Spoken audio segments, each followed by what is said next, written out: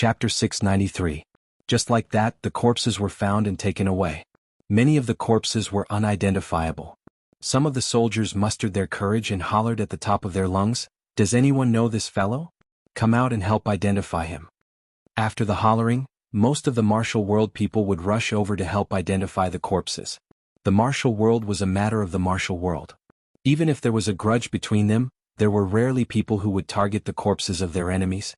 Of course, the people who came to help were not the kindest of people, nor was it because they had a high level of awareness. It was because everyone had the same thought: what if one day the one lying on the ground would be me? Later on, when the soldiers came to collect the corpses, they would always attract complicated gazes. This was the first time in history that the government and the martial world had gotten along so peacefully.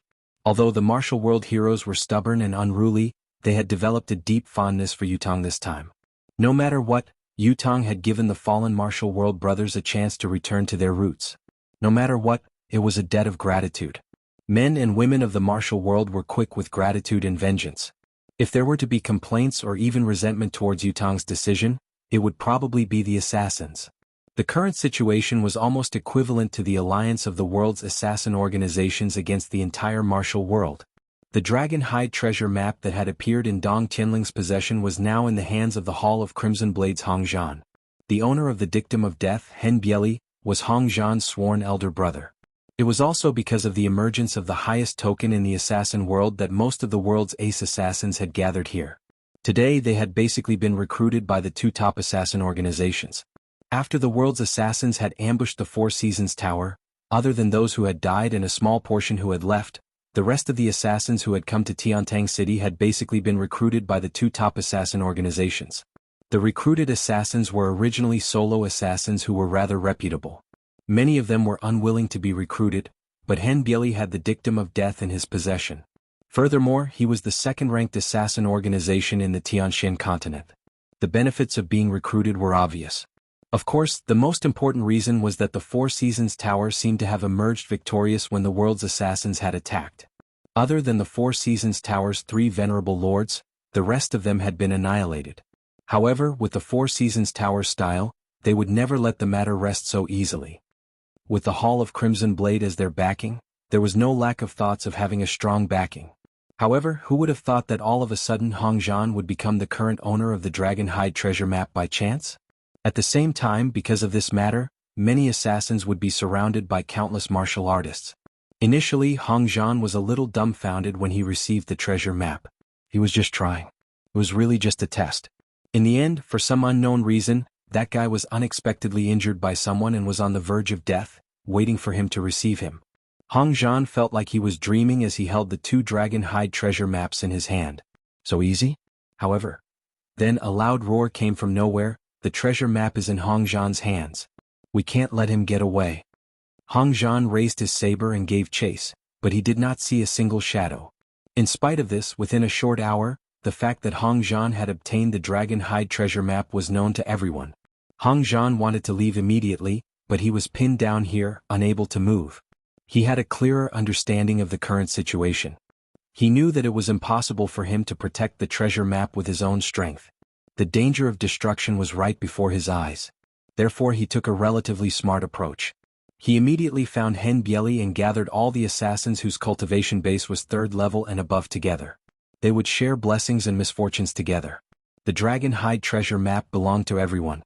As long as the treasure was found, everyone would have a share. Everyone would have the chance to become the next 17th young master of the abyss. With such great benefits before them, the high-ranking assassins swore an oath of blood, swearing by heaven that they would live and die together, advance and retreat together. Hen Bieli said then, "Now that we've gathered all the forces of both our families, there's no one or force in this world that can snatch the Dragon Hide treasure map from us. Even if the Four Seasons Tower were to come again, there's nothing to fear. As long as we work together, not only can we escape, but we'll also have a great chance of finding the treasure. As long as we don't give up and move forward bravely, I believe that not only can our two assassin organizations do as they please in the mortal realm, we'll still be a mighty force that can sweep everything away when we ascend to heaven.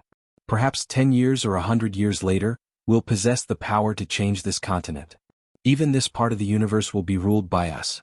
Today will be the beginning of this legend." His words were beautifully spoken and extremely tempting. Most importantly, the pact this time was witnessed by heaven's oath. Whether it was Hen Bieli or Hong Zhan, they dared not violate it. Once the pact was made, it was a fact that was set in stone. The assassins who participated in the pact this time were all prideful individuals. Any one of them was a formidable character who had roamed the martial world for decades. Everyone agreed with Hen Bieli's words. Honestly, Hong Zhan, Hen Bieli, and the other assassins were not mistaken. After all, almost all the top-notch assassins in this world were here. What force in this world could possibly stand against them? Therefore, everyone did not hesitate. They collectively swore to heaven's oath to protect the treasure map with their lives. To share blessings and bear misfortunes together. To be in the same boat and weather the storm together. Then, the assassins' alliance was in the same boat. They really did it. However, to be able to weather the storm together. As time passed, the assassins gradually realized that this ordeal seemed to be very difficult to overcome. There were tens of thousands of martial world people arriving every day in Tiantang City. There were countless experts appearing and disappearing every day. The entire east side of the city had now become a carnival ground for the martial world people. It was truly a place where bandits could be seen and rogues could be seen. Robbers could be seen everywhere and assassins could be seen. The east side of the city was filled with Jianghu people. It was so packed that not even a drop of water could trickle through. Too many Jianghu people surrounded the area like an iron bucket. That's not right. Calling it an impregnable fortress was no longer sufficient to describe the current situation. Perhaps, it should be said that if Yutang's fortress of resilience had had the help of such a force back then, forget about one Han Sanha, even if there were 10 or 100 Han Sans, it would have been futile. Originally, the Assassin Alliance's judgment of the current situation should have been, we don't know military affairs, we don't know how to command, we don't know how to fight, we don't know the art of war, we don't know how to strategize, and we don't know anything about military affairs. However, this actually didn't matter. That's because we can force our way through. When there's a huge disparity in combat power between the two sides, the influence of intelligence will be negligible. Assassins are the best at assassination. No matter how powerful the target was, if one was not enough he would send 10, if 10 were not enough he would send 1,000. If 1,000 were not enough, he would send 100,000. Would it work or not? Are you convinced or not? Even if you were Ling Xiaozue or Dugucho, could you withstand the joint attack of a sea of assassins? What was more, there were so many martial world people gathered here. Even though there were many of them, they were not united. It would be difficult for them to achieve anything. Therefore, if they were to fight each other, there was a real possibility that the two assassin leaders would find an opening to escape from Tiantang City. Today is our leader's birthday. Let us wish Jin Liang a happy birthday and eternal happiness.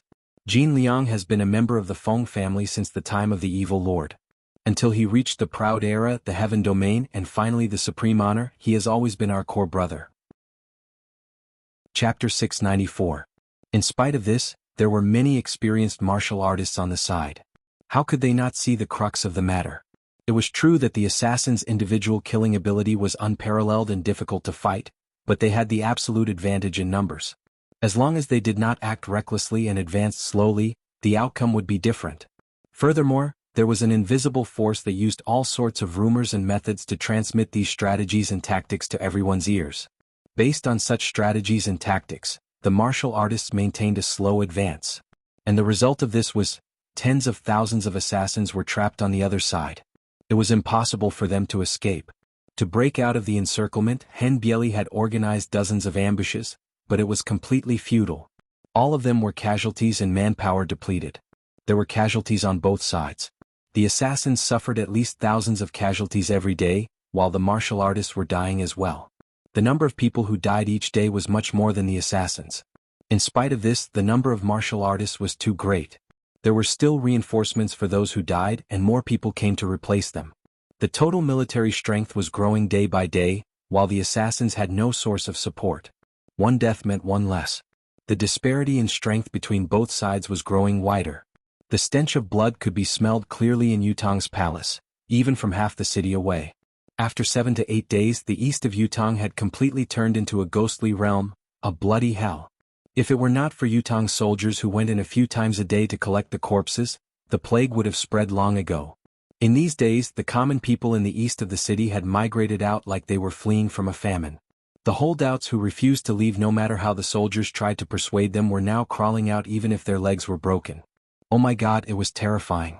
The soldiers, on the other hand, were reveling in the misfortune of others. One day Tai Jing suddenly received a confidential letter. There were only a few words in the letter. Are you stupid? You only know how to complain about being poor every day. Why don't you seize this opportunity to make a fortune? What are you waiting for? So many martial artists are trapped in the east of the city. Are they not going to eat or drink? Tai Jing felt that it made sense. This was like a wake-up call for someone who was dreaming. Therefore he immediately sent soldiers in to do business, selling wine, meat, vegetables, steamed buns, and all sorts of food. It was very convenient. It was not known whether it was reasonable or expected, but the business was booming. Even though everything on sale was 10 times more expensive than outside, the Jianghu masters were all eager to buy them, spending a fortune without changing their expressions. At this time in the land they could be in danger at any time, so why should they care about money? Maintaining full stamina was the most important thing. Wasn't it just 10 times more expensive? Don't worry. I want it. Usually, after the purchase they would give a lot of money as a reward. In the face of life and death, wealth was just a worldly possession. However, this made things even worse for the assassins on the other side. Yutong's military food business did not prohibit the killers from buying it. Anyone in the east side of the city could buy it, but the current situation was that the killers were being oppressed by countless martial artists and dared not come out at all. When the food arrived, the assassins also wanted to eat. They wanted to eat a hot meal, so they could only gather their elites to escort them out to buy it. He had killed his way out, bought it, and then killed his way back. He had gone through a lot of trouble, which was definitely not normal. Often hundreds of people would run out to buy steamed buns, but in the end, not a single steamed bun could be seen. These hundreds of people would also be gone. In fact, many high-level assassins were equipped with spatial rings, which more or less contained supplies so they wouldn't starve to death. But this was also not a normal method. The reality now was that there were more and more martial artists, but there were fewer and fewer assassins. Every time they tried to break out of the encirclement, they were pushed back by the other party as if their lives depended on it. Was it not good to be here? Of course they had to fight for their lives. If we die here we can still be sent back. Why are you all running? If you run somewhere else and break the rules, everyone will be out of luck, you know? That would be a true death without a burial ground. You bunch of detestable killers. Do you want me to die without a burial ground? This was what truly drove the assassins to tears. Hen Bieli had slimmed down over the past few days. He looked like a skeletal spirit, bony and bony. Yutong's imperial court? They're obviously planning to use the martial world's manpower to wipe out the world's assassins in one fell swoop. After this battle, there won't be any more assassins in this world. The so-called Assassins' League is destined to vanish into thin air. Hen Bieli looked at Hong Zhan, his eyes filled with deep exhaustion. Hong Zhan, think about it carefully. Have you really fallen for their trap? It seemed like this was a trap specifically targeted at assassins. What Hen Bieli could not figure out was who could be so capable as to dig such a huge trap. Hong Zhan tugged at his hair, feeling wronged. Big brother, look. This dragonhide treasure map is genuine. Can it be fake? He took out the treasure map and placed it before everyone, allowing them to come closer and appraise it. After a round of appraisal, the group came to a unanimous conclusion. This was definitely the real deal. It was genuine without a trace of fakery. In spite of this, it was even more intriguing. We're all decisive people, but let me ask you, who would be willing to use this to dig a trap? Hong Zhan was so depressed that he almost committed suicide. Big brother, if it were you, would you be willing to do it? Even if it were Ling Xiaozue or Du Guqiu, would he be willing to do it?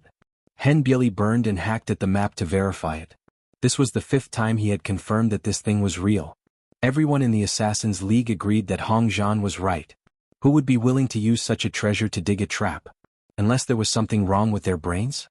In spite of this, what was going on with the current situation? Was it a coincidence of fate? A coincidence formed by various specific factors, or perhaps it was a chain reaction formed by some other reason. Thoughts ran wild, but it was hard to come to a conclusion. It was true that the imperial court had a plan, but behind the many Jianghu people outside, there must be someone behind the scenes helping to add fuel to the fire. There might even be an organizer. Otherwise, it would be impossible for them to be so united. But what exactly was the problem? He really couldn't figure it out no matter how he thought about it. The wind howled high in the sky, the clouds were thick. In the dark of night, the clouds hung low. The weather looked like it was going to snow, but it also looked like it was going to rain. In short, the sky was covered in dark clouds, a storm was coming. The strong wind spiraled back and forth, whimpering endlessly. Yun Yang melted into the clouds in the sky, watching Yutong's East District coldly. Everything that had happened so far was going according to plan, and everything was going according to plan. Just like what Hong Zhan had said, as well as what Hen Bieli and the rest of the Assassin's League were thinking, how could anyone be willing to give up the treasure map that involved the legacy of the world's strongest legend, the 17th Master of the Abyss? Even Ling Xiaozue Duguqiu, the Four Seasons Tower's Mr. Nian, god of wine Gu Chaoyang, and god of wine Feng Xiang'e would find it difficult to give up such a treasure so easily. There was no cultivator in this world who could resist the temptation of this legacy. What they did not know was that there was one person in this world who could resist this temptation. Not only had he resisted it, but he had also used this temptation to its fullest extent, throwing it away without hesitation, creating an extreme confrontation between the countless martial world people and the Assassin's League. There was no room for negotiation now. The annihilation of the Assassin's League was only a matter of time, but this outcome was secondary to Yun Yang. Chapter 695. The main reason why Yun Yang had not hesitated to use the two treasure maps as a price for his plot this time was to attract the sects that were involved in the war between the two empires and annihilate them, just like how he had targeted the Ma'ai sect. He would kill the chicken to warn the monkeys in the bloodiest and most extreme way. He had to make it so that no one would dare forget and no one would dare to offend him. In the future, when the two empires fight for hegemony, you martial artist sects had better behave yourselves. The war between empires is not something you can meddle in. Yun Yang believed that after this incident, there would be at least 90% fewer martial artist sects who would dare to participate in the next war. Not many sects would be able to fight for worldly glory and wealth against the fate of annihilation. Yun Yang's second goal, or rather a deeper goal, was Ouyang Shaoxi. This person was the person whom Yun Yang hated the most in this world, second only to the Four Seasons Tower's higher-ups. Ouyang Shaoxi had a dragon-hide treasure map in his possession, and the original owner of the map was Old Dugu. Since he had one, then the attraction of the two secret maps in this world must be much greater to him than to anyone else. Therefore he would definitely come. As long as Ouyang Shaoxi came, he would definitely die here. There would not be a second outcome. After all, Tiantang City was like a vast net that had no loopholes. Old Dugu had been waiting underground for too long. It was time to settle this score. Therefore, the current situation, killing all the world's assassins here, was only one of the secondary goals of Yun Yang's plot. Whether they were recruited by the crown prince or the prince, they would all be killed. He would completely cut off all external connections so that they would not be able to do anything and would cease to exist. It was because of this that he had been loitering in the sky for the past few days, observing the current situation. He did not even care about the plan. He had long decided to go to the residence of Nine Supremes once the Nine Supremes' power had recovered. After all, there were plenty of opportunities to improve his ability, but if he could not kill Ouyang Shaoxi, he would not be able to see him again in this vast sea of people. Shui Wuin's massive intelligence network had been mobilized in full force. Now Shui Wuin dared to tell Yun Yang, even if a mosquito flies into Tiantang City, I can tell you if it's male or female. However, after such a long time, there was still no news about Ouyang Shaoxi. Yun Yang frowned. No matter how careful Ouyang Shaoxi is, it would be difficult for him to realize that this is a trap targeted at him. The fact that he possesses the Dragonhide treasure map is a top secret, and it's impossible that he wouldn't be tempted by the sudden appearance of these two pieces. There must be a reason why he didn't appear. Then, in the future, put more attention on the person who came in disguise. Shui Wuin expressed his helplessness. Even if the people who had disguised themselves could not be identified at a glance, they were still highly recognizable. Basically, they were all recorded. However, to find out who was Ouyang Shaoxi among these people was another matter altogether. Could be said that it was extremely difficult. However, just because it was extremely difficult didn't mean that it was impossible. Moreover, no matter how difficult it was, it had to be carried out. It had to be carried out and it had to be completed. Ouyang Shaoxi, skinny, white hair, slightly balding but not serious. The crow's feet on his face are especially severe, and there's a saber mark at the corner of his mouth. There's a black mole under his chin. His eyebrows are broken, he's always stooped, and he coughs habitually before killing. He's 6.5 feet tall, and he wears a gray robe all year round. He speaks with the accent of someone from Ziyou's capital city. His famed weapon is the sleeve blade. His used hidden weapons are the sword under his feet, the bow-back needle, the hair dart. Ouyang Shaoxi's information was being refined day by day. Finally, Shui Wuin concluded, regarding old Dugu's incident, Supreme Cloud's forceful strike in the Empire of Zio's capital, Zilong City, caused the Empire of Zio to be in a state of decline ever since that battle. It was also the starting point of the Four-Nation Siege. Old Dugu and Yutong's 9 Supremes are related, and it's a very deep connection. I believe that everyone in this world knows about it, so it's impossible that Ouyang Shaoxi doesn't. Therefore, to Ouyang Shaoxi, the Empire of Yutong and Tiantang City are his forbidden grounds. They are places that he must never touch. Once he does, he'll lose his life at every turn, and he's in a precarious situation. Based on this reason, it's still uncertain whether Ouyang Shaoxi will really come. After all, no matter how important a treasure is, it's definitely not as important as one's life, especially when there are only 2 pieces of the Dragonhide treasure map. Even if he manages to get his hands on it, he'll only be able to collect 3 pieces, which is less than half of the total treasure map. The attractiveness of the treasure map will be reduced further. Yin Yang nodded. His gaze was deep as he said, "Your thoughts are only the thoughts of an ordinary person. Ouyang Shaoxi will definitely come." Shui Wuyin was bewildered. Yin Yang stood up and said faintly, "When old Dugu was massacring the generals and high-ranking officials of various countries, it's impossible for Ouyang Shaoxi as his best friend not to know that old Dugu was related to the 9 Supremes, and that their relationship was extremely close. At that time, the entire continent knew that someone from the 9 Supremes was still alive. There's no reason that Ouyang Shaoxi didn't know about it. But he still laid his murderous hands on old Dugu for the sake of a treasure map. Even if it's only a corner of the treasure map. Now there are 2 pieces here. Combined with his piece, although there are only 3 pieces, it's already half of the map. Furthermore, if I'm not mistaken, there's a great chance that Ouyang Shaoxi has another piece of the Dragonhide treasure map in his hands." Yun Yang smiled. If it's just 2 pieces of the treasure map, it's useless in the hands of most people, or perhaps the effect is minimal. However, if one has 3 or 4 pieces of the treasure map at the same time, perhaps they can get a rough idea and find some clues. Especially in the eyes of those experienced martial artists who have traveled the world for who knows how many years, they might already be able to find the place. This is almost foreseeable, the hope of ascending to the heavens in a single bound. Since his previous success, Ouyang Shaoxi must have formed a desire for the Dragonhide treasure map and gone completely mad. How can he give up just like that? Even if he knows that this city is a sea of fire and a mountain of daggers, he'll still have to come in and take a look. Yun Yang's eyes glinted coldly as he gritted his teeth and said, "The most urgent task now is to keep the 2 pieces of the treasure map in the hands of the assassins and trap them in the city's east for a long time. Even if we have to pay a certain price in the end, we must trap and kill all of these assassins here. As long as these assassins don't die, as long as this dispute remains, everything will suffice. Only when this opportunity remains, will there be the greatest chance for Ouyang Shaoxi to show himself. Find Ouyang Shaoxi at all costs." Yun Yang issued his final order. As long as Ouyang Shaoxi doesn't die, Tiantang's dispute will never end. With everything we have, this trap must not end. Since the Dragonhide treasure map has been released, the plan must not be terminated until the goal is achieved. The longer it takes, the more advantageous it is for Yutong. The longer it takes, the harder it will be for Ouyang Shaoxi to hide. I'm not a saint, but my goal must be achieved. Chapter 696.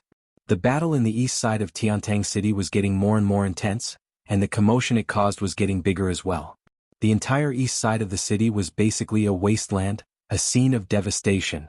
Faced with such a cruel situation, the martial world heroes could not help but feel anxious. However, it was at this moment that a discussion arose. Every day in the martial world is a life and death struggle. Either you fight for 1,000 years of fame and become a legend for generations to come, or you die early and reincarnate. 18 years later, you'll be a hero again. Who doesn't want to be a god or a saint in the martial world? Now the opportunity is right in front of me. Why should I give it up? The treasure was born with me and appeared at the right time. I should be the destined master. Which of the martial world's big shots didn't have a fortuitous encounter when they started out? Why can't it fall on me? You can leave if you want. I won't leave anyway. What's the difference between risking my life in the Jianghu and risking my life here? Why should I leave? Isn't this the martial world? Humans are in the martial world, where isn't? If I die here, I might die a worthy death and I can leave happily. Initially, as the death toll increased, many of the martial world's people began to give up. Although the martial world was filled with passionate people and self-righteous people, There were also many who were smart and ambitious. However, it was at this time that an unusual discussion arose, evoking the ambition and resonance of most of the people. Yes, how could it not be a life-and-death struggle? Was it not a life-and-death struggle everywhere? At this moment, an old Jianghu man sighed with emotion. Then, the word spread like the wind throughout the entire east side of Yutong City. Medicine is poison if it doesn't become a pill, but man will eventually become ashes if he doesn't become a god. Medicine was 30% poison. Only when it was refined into a real immortal pill through heaven's will and the poison was completely removed could it be completely absorbed by the human body and be harmless. If man did not become a god, he would only become a pile of ashes in the end. Now, the possibility of refining an immortal pill and becoming a god was right in front of him. Retreat? Perhaps taking a step back could guarantee a moment of safety, but the future would be unpredictable. Yun Yang floated in the air, carefully inspecting each and every person. Over the past few days he had secretly investigated no less than 3,000 people, but he still could not find any clues about Ouyang Xiaoxi. Within the entire East City area, all the suspects that matched Ouyang Xiaoxi's physique had been investigated, but the search was fruitless. If I were Ouyang Xiaoxi, what would I do? Yun Yang stopped his search and questioned himself, thinking in reverse. If I were Ouyang Xiaoxi, I would have betrayed Old Dugu, and Old Dugu is closely related to the Nine Supremes. Although Supreme Cloud of the Nine Supremes had never shown his face, he was an influential figure in the Empire of Yutong. Tiantang City in particular is under their absolute control. However, these two treasure maps have appeared in Tiantang City. I have to go and try to obtain them. Then how do I get there? How do we proceed? Disguising myself and changing my appearance is a must. But how could he disguise himself to ensure his own safety? Which route should we take? Supreme Cloud must have grasped all the relevant information about me now, so everything about me will be his focus. If I don't want to be discovered and associated with him, the only way is to go in the opposite direction of all the relevant clues. Only then can I avoid suspicion. This includes my accent, habits, clothing, appearance, weapons, and so on. Indeed, only by going in the opposite direction of all the original information could he be completely rid of suspicion. Even if everything has been changed, it's still not an absolute guarantee. The Yutong officials have gone through so much trouble to draw out a city area for the martial artists to wage war. How could there be no deeper meaning behind this? Even if it looks like it's convenient on the surface, limiting the war to a certain area, who knows if it's not a smokescreen? What's more, it's a deliberate attempt to narrow the search area. If I were to come, how could I not participate in the fight for the Dragon Hide treasure map? I would definitely be in the East City area. If that's the case, I can't go to the East City area at all costs. The other party has set up such a scheme, even using the Dragon Hide treasure map as bait. What they're after must be something big. Although I'm the target, I'm probably only one of them. In other words, the fight for the treasure map won't end anytime soon. I can lie low in the other districts first. As long as I pay attention to the current news, I can judge the direction of the situation. I'll wait until the last moment when the situation is about to be settled, then I'll go out. Not only will I be in perfect condition, I'll also be able to wait for the enemy to attack me. Only then will the danger be minimized and I can protect myself to the greatest extent. Besides, the chance of success will be greater. Lastly, if things really can't be done, staying out of the picture is still the best guarantee to retreat in one piece. Yun Yang thought about it and murmured, if I were Ouyang Xiaoxi, I would have to come, but I wouldn't be in the East City area.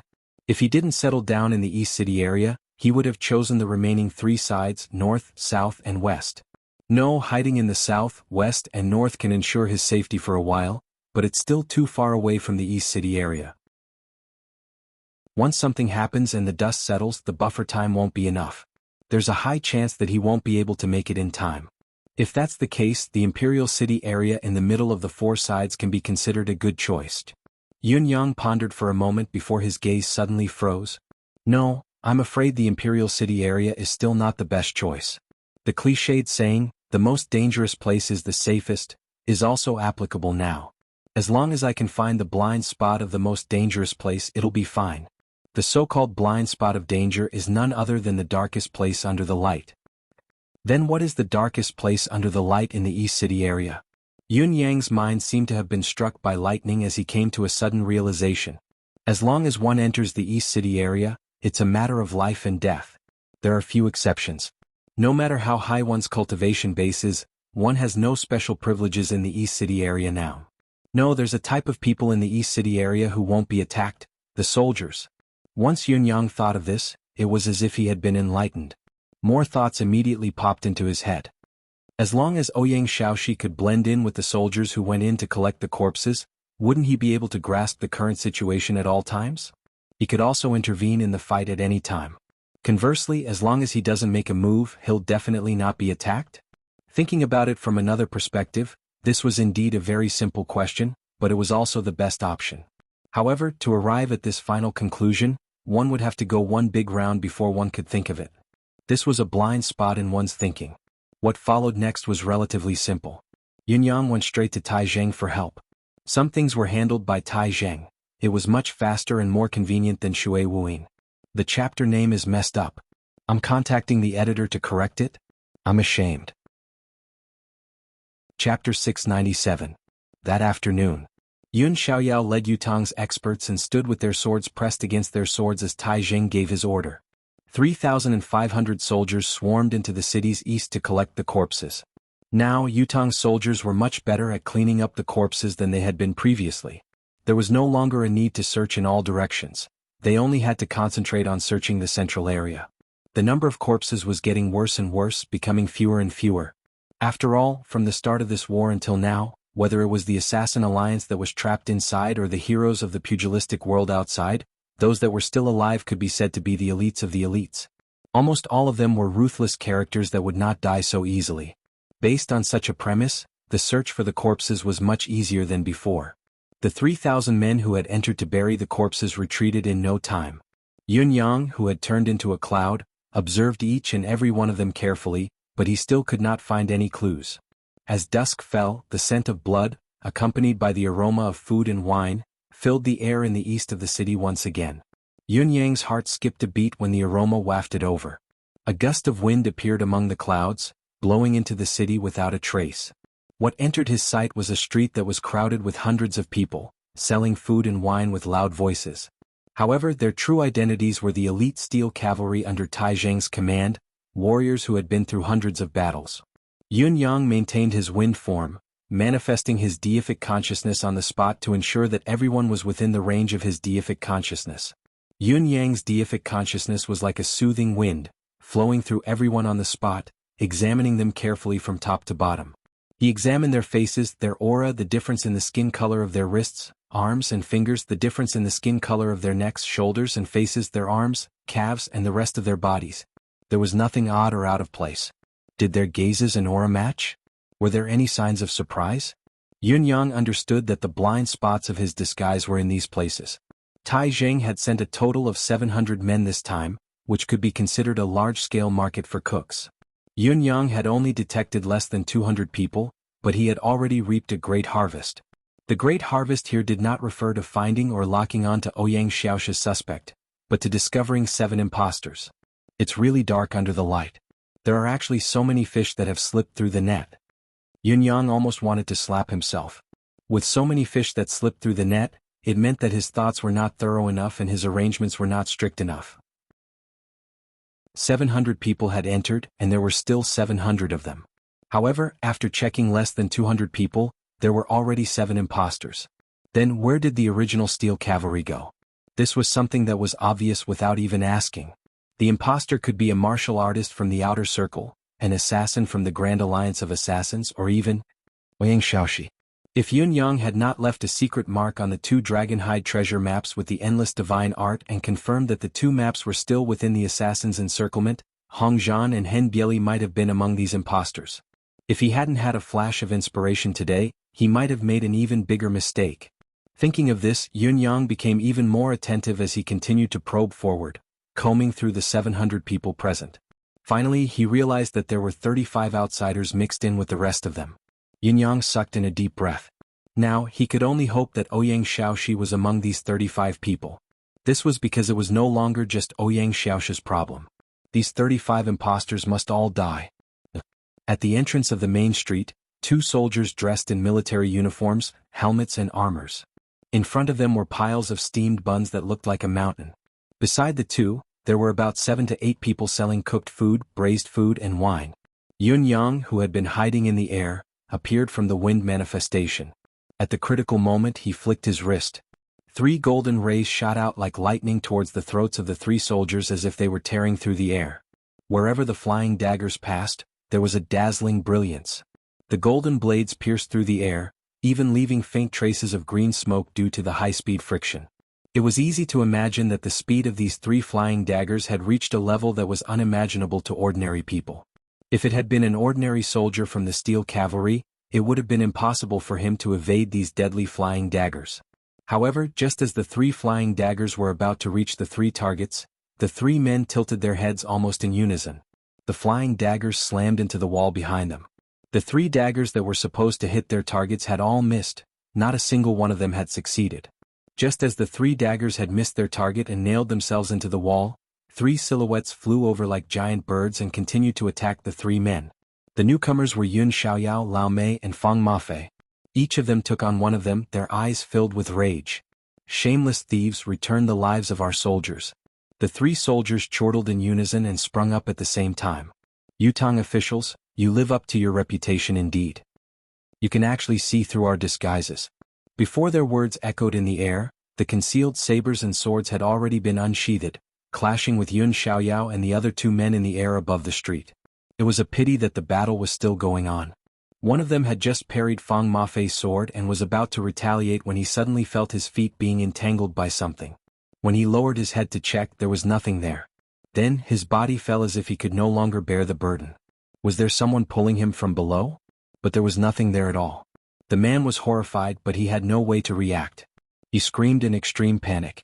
As Fang Mafei swung his sword, a head flew into the air with a loud thud. The corpse was split into 2, dead. On the other side, Yun Xiaoyao, who was the strongest among them, had used his ultimate technique right from the start, slicing his target into pieces without any resistance. As for Lao Mei, his cultivation base was the lowest among them, but he was still slightly higher than his target. He immediately gained the upper hand in the battle. It was only a matter of time before he took down his opponent. However, this problem of time did not hold water, because an invisible and shadowless power strangely appeared and forcefully wrapped around the neck of Lao Mei's opponent. That person's eyeballs bulged out as he was restrained and froze on the spot. Lao Mei did not hesitate as he swung his saber, and the man was immediately cut into 2 at the waist, sending his soul to the underworld. The 3 targets had perished in the blink of an eye, but the surroundings were filled with bewildered gazes. The targets had probably been dealt with too quickly that no one could understand why Yutang officials would actually lay such a cruel hand on their own people. A few steel cavalry officers took a step forward with rage written all over their faces and asked, "Why? Why is King Xiaoyao so mercilessly trying to kill him without any reason?" However, as Yun Xiaoyao, Lao Mei and Fang Mafei cleaned up the corpses and removed their disguises to reveal their true faces, all the steel cavalry officers who were present looked at each other for a moment before they shuddered in unison. No one knew these 3 men. In fact, just the fact that these 3 men had attacked Yun Xiaoyao and his team first, as well as the many disguises they had put on, had already explained too much.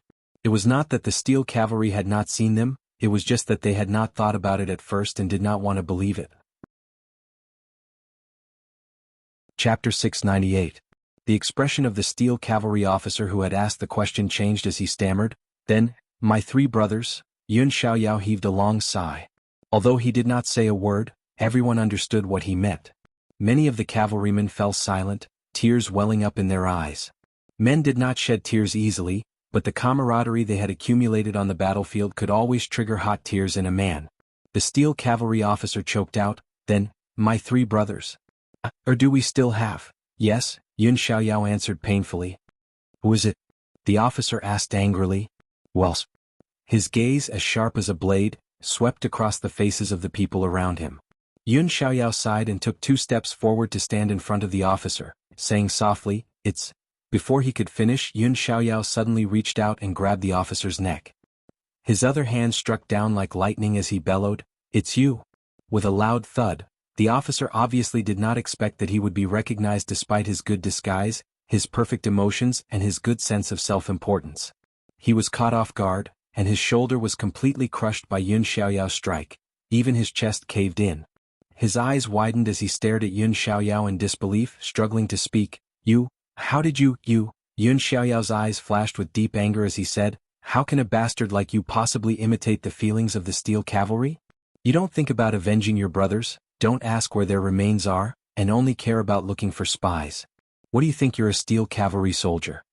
The man's gaze was unfocused as he murmured, I see, where are our men? Yun Xiaoyao asked. The man laughed bitterly. Who would have thought that I, the thousand illusion scholar, would fall here just like this? His gaze, which had already begun to lose focus, looked at Yun Xiaoyao mockingly and chuckled. As for your men, do you even need to ask? Yun Xiaoyao bellowed in rage and smashed the thousand illusion scholar's head into smithereens. Around them, more than 50 steel cavalry soldiers watched the scene with bright eyes, their faces filled with anger and sorrow. Swoosh, swoosh, swoosh, the golden light flashed again. This time, 5 beams of light appeared, and their targets were 5 people in the crowd. When the 5 of them saw the golden light coming towards them, they all let out a loud roar. Without the slightest hesitation, they all jumped up and ran away. Now that he had been exposed, if he didn't escape now, he would really be waiting for death. Unexpectedly, just as they leapt up, the 5 figures strangely stopped in midair. It was as if someone had tied ropes to their legs and pulled them back with a casual tug. Fang Mafei, who already had previous experience, was already prepared. With a sway of his body, the long sword in his hand struck again. The sword light was like a thunderbolt as 5 heads fell to the ground in unison. Without waiting for Yun Xiaoyao's steel cavalry soldiers to verify the identities of the dead, 7 or 8 people who had been mixed in with the steel cavalry soldiers had already leapt up into the air and flown away. Now that the situation was clear, they no longer dared to entertain the thought of hiding here. While they were not sure if the other party had already grasped their information, the 9 people who had been exposed were definitely not ordinary characters, especially the Thousand Illusion Scholar, who could be said to be one of the few masters of disguise in the world. His method of disguise could be said to be flawless and flawless. At the very least, he could not see through it. Yet he had still been captured and killed. If even such a person could not be dealt with, it would be no different from seeking death if they remained here. As they moved, the remaining impostors, who were still a distance away, followed suit. Then another 12 people fled in all directions. Yun Xiaoyao was in no hurry to stop the escapees. Instead, he let out a long howl that shook the entire area. Amidst the howl, countless silhouettes appeared from all directions, intercepting the escapees in the air and attacking them. The people that appeared to obstruct them wore the same attire, and all of them wore a pair of savage and terrifying bronze masks, causing them to be extremely ghastly and terrifying. Similarly, their skills were also terrifying. They displayed great strength and shocking might, and they seemed as if they were chopping melons and vegetables. In just a short moment, they chopped 17 of the 20-plus people that intended to flee to the ground. At this point, only the last 3 people were still resisting stubbornly. The abilities of these 3 people were impressive indeed. Even when they were besieged by the 10 Yama kings and were at a slight disadvantage, they were still able to defend and attack without any signs of panic. Yun Yang watched in the dark and could not help frowning inwardly. Without hesitation, he joined the battle once more. Part of what had happened today had exceeded Yun Yang's expectations. He had neither the mood nor the time to be entangled with these people. It was best to end this battle as soon as possible. A light breeze blew slowly as if everything was still the same as before. In spite of this, the 3 people who were immersed in the battle immediately felt that something was amiss. They were in midair, but they felt as if they were in the middle of the ocean. Every part of their bodies felt out of place. Their limbs seemed to be affected by invisible waves as well, vaguely showing signs of being disrupted and pulled when they attacked. Under the accumulation of various influences, it was difficult for them to unleash their skills freely. Just as they were puzzled, they realized in shock that their feet seemed to be entangled by something, making it difficult for them to move. It was as if they were at the bottom of the sea, entangled by seaweed. They stole a glance but saw nothing. They hurriedly circulated their cultivation method to the limit, only then did they feel that the entangled parts of their feet could be freed. Although they had broken free from the shackles, the slight delay had already added 7 to 8 wounds to their bodies, inevitably reducing their combat power. Furthermore, it was evident that the other party was not affected by the strange disturbance.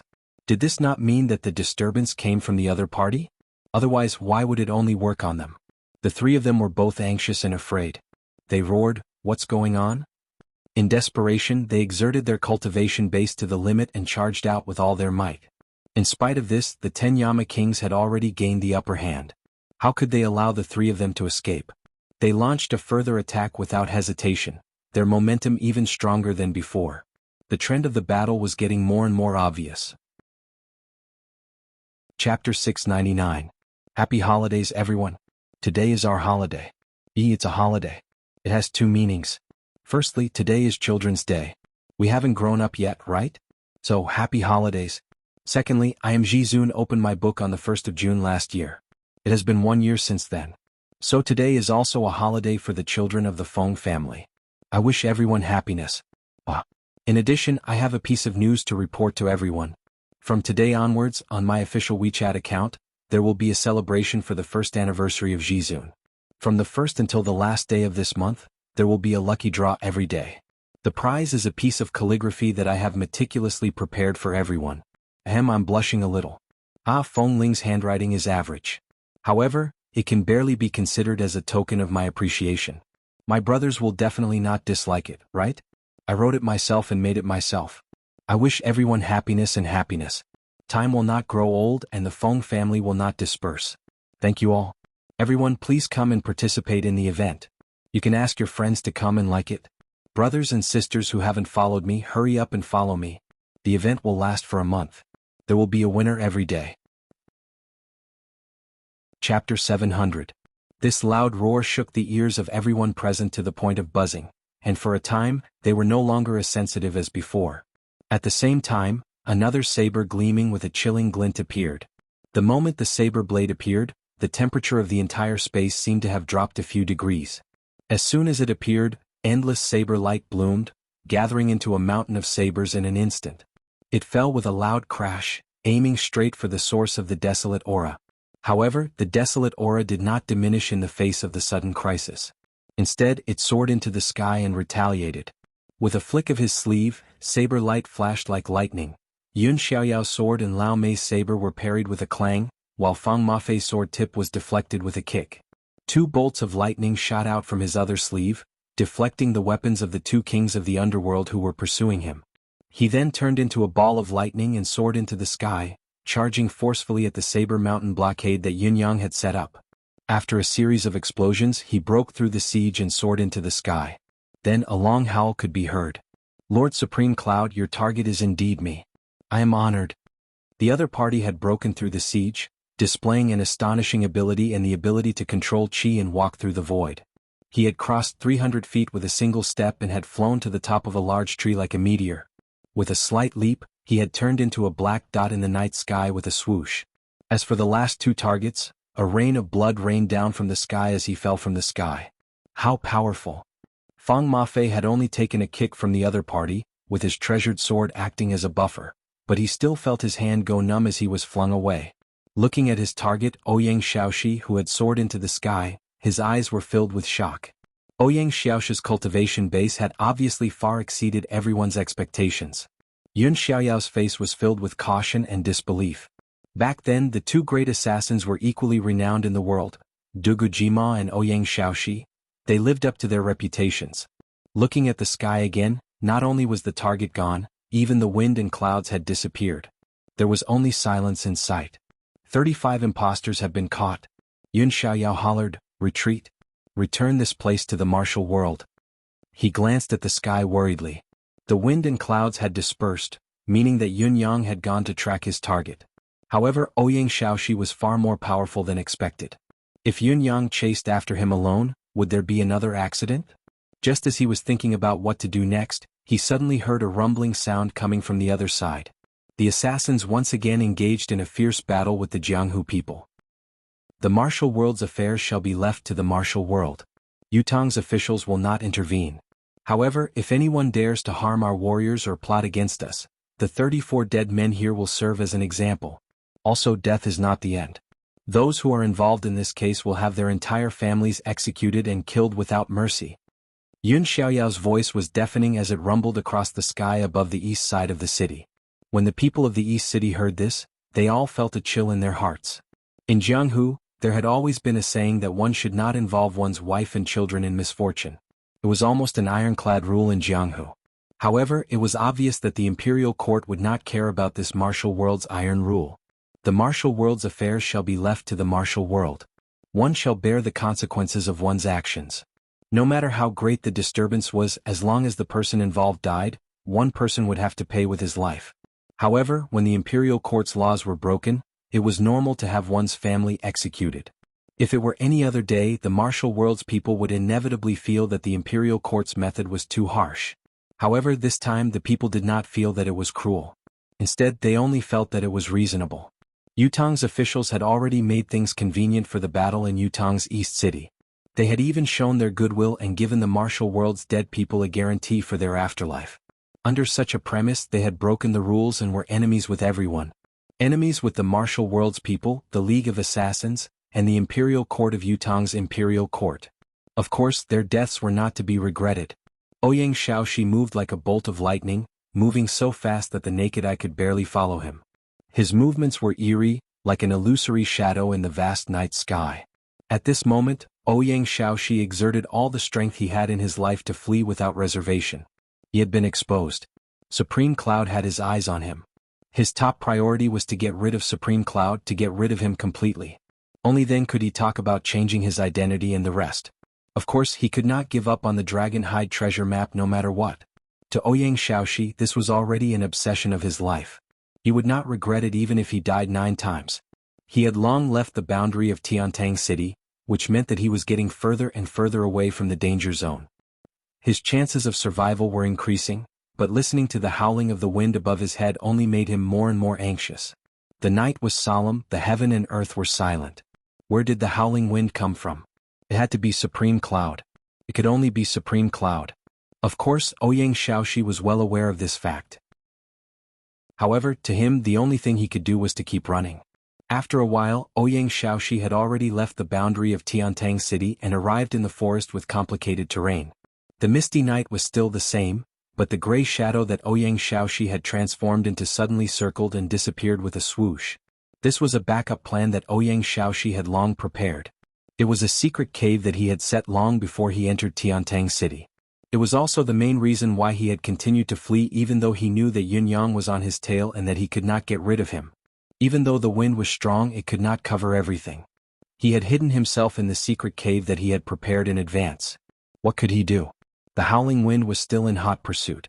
The moment the wind entered the forest, a loud boom could be heard as the entire mountain was engulfed in a sea of fire.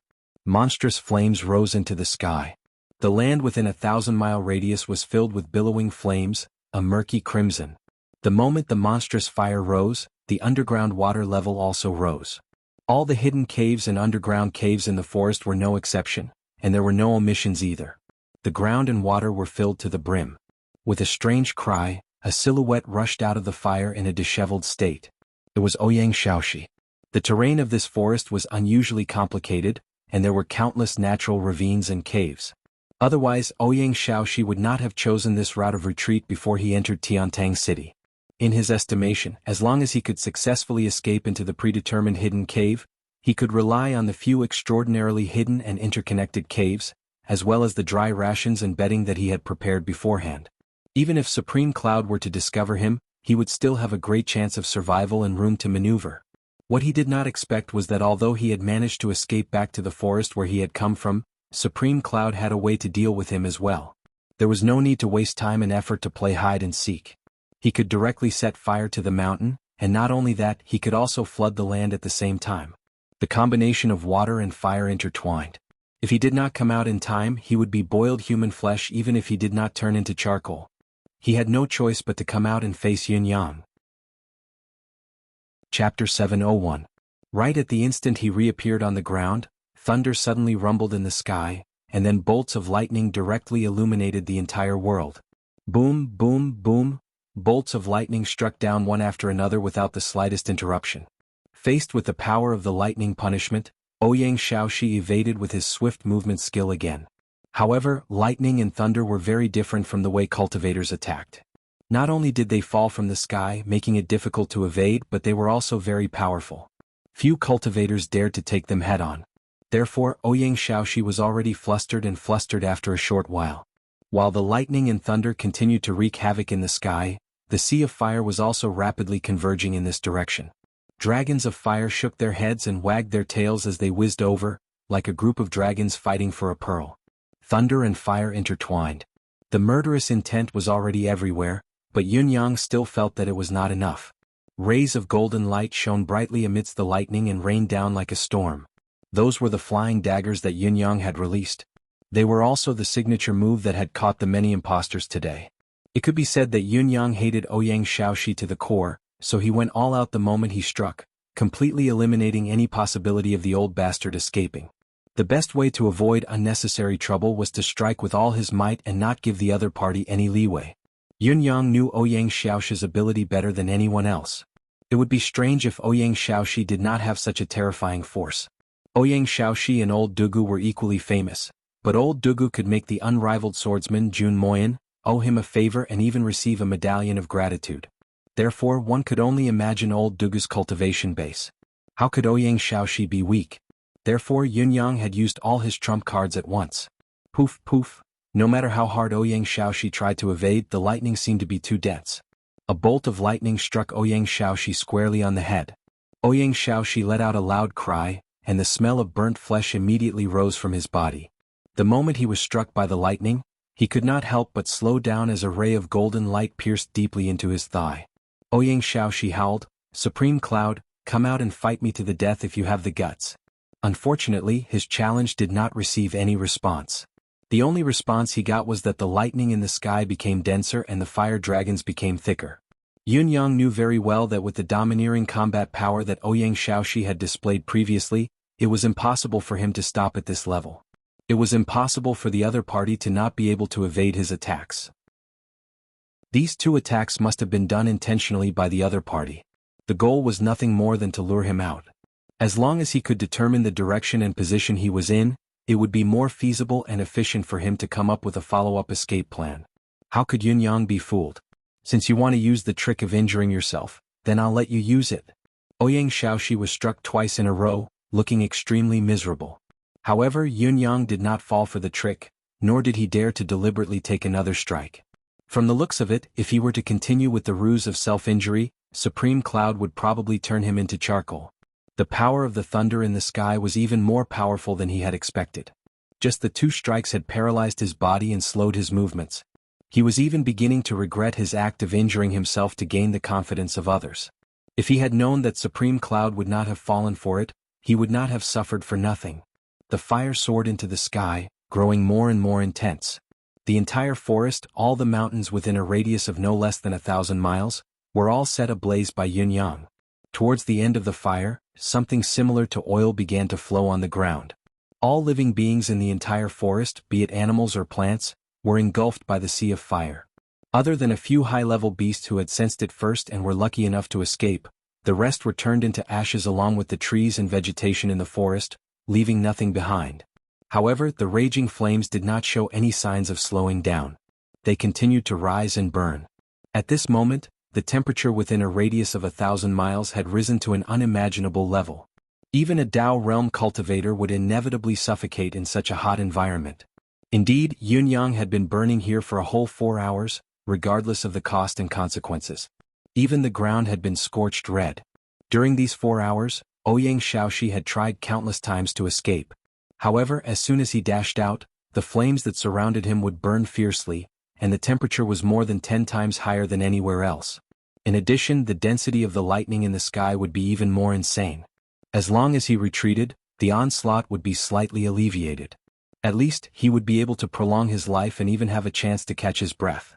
It was because of such an atmosphere that Ouyang Xiaoxi had the opportunity to try to break out of the encirclement again and again. Unfortunately, the result of each attempt was to return to the initial situation. Ouyang Xiaoxi understood very well that in the face of such a fiery and lightning-fast attack, even if he had to pay a huge price to break out, he would still have to face the final obstacle of Supreme Cloud himself. When that time came, he would be at the mercy of the opponent. As for himself, he retreated again and again. Although it seemed like a futile struggle and he was being toyed with, he would always have a chance to catch his breath. He could wait for the next opportunity, always retaining the last bit of strength for a desperate struggle. If this continued, it might not be advantageous for him but for Supreme Cloud. Could he really maintain the state of controlling such a heaven and earth phenomenon? How much energy was required to control such a heaven and earth power? Was he not playing with fire by doing so? As long as he could hold on until Supreme Cloud's basic chi ran out, that would be the moment of his turning point. Therefore, Ouyang Xiaoxi kept repeating this cat-and-mouse game despite knowing that Yun Yang was toying with him. Slowly, however, he realized that he was wrong. It was no longer important that he could hold on until Supreme Cloud's basic chi ran out, because there were other ways to play this game, ways that were more advanced and exciting. As the burning continued, it became more and more thorough, and the heat also increased. The whole mountain had gradually transformed into a furnace. Every inch of the ground under his feet gradually turned dark red, like a part of the furnace. His throat seemed to be stuffed with burning coals. Every time he took a breath, it felt like his throat was being stabbed several times, and he was constantly being tortured. The longer he stayed, the more uncomfortable and unbearable it became. When he felt dizzy and almost could not hold on any longer, he was shocked to find that more than 70% of the cultivation base that he thought he had kept in reserve had been expended. No, he had to escape at once. Otherwise, before Supreme Cloud's basic chi could run out, he would have already been exhausted to death, roasted to death, and burned to death. Thinking of this, Ouyang Shaoxi came to a sudden realization. The towering inferno continued to burn. At this point, there was no longer a need for Supreme Cloud to deliberately maintain the fire attack. The entire mountain would attack along with it. It was obvious that this was Supreme Cloud's plan from the beginning. Yet he had foolishly plunged headlong into it and purposely got hurt. This was simply the height of stupidity. If he had charged out with all his might right from the beginning, Supreme Cloud might not have been able to stop him. Only by doing so would he have the greatest chance of survival in this battle. What he was doing now was the most passive way of doing things. Thinking of this, Ouyang Shaoxi's intestines were green with regret. Chapter 702. Having endured in the fire for a few hours, even with Ouyang Shaoxi's superb cultivation base, he was gradually unable to withstand the invasion of the heat. A layer of blisters had already formed on his body. If this continued, it would be difficult to even prevent his internal organs from being incinerated. Although Ouyang Shaoxi had been in the martial world for a long time and was astute, he had never stayed in a fire for such a long time. It was only now that he realized that the continuous invasion of the heat waves alone was enough to burn his internal organs into ashes. If he stayed any longer, there would only be death awaiting him. With a shrill howl, Ouyang Shaoxi turned into a gust of wind and dashed out, sticking close to the ground. He no longer dared to fly high in the sky. The heat waves in the sky were even more scorching, especially when he sprinted at full speed. The heat waves in the sky could literally steam and scrape off the flesh on his body piece by piece.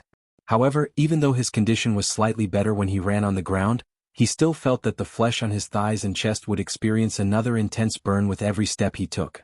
Towards the end, it was as if his heart had become a scorching hot one.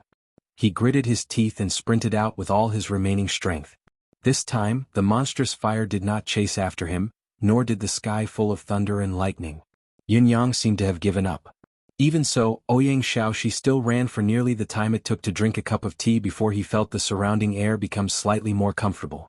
It was just that at this moment, Ouyang Shaoxi's mind was in a mess, as if there were countless large drums beating madly in his mind. It was a strange feeling of dizziness.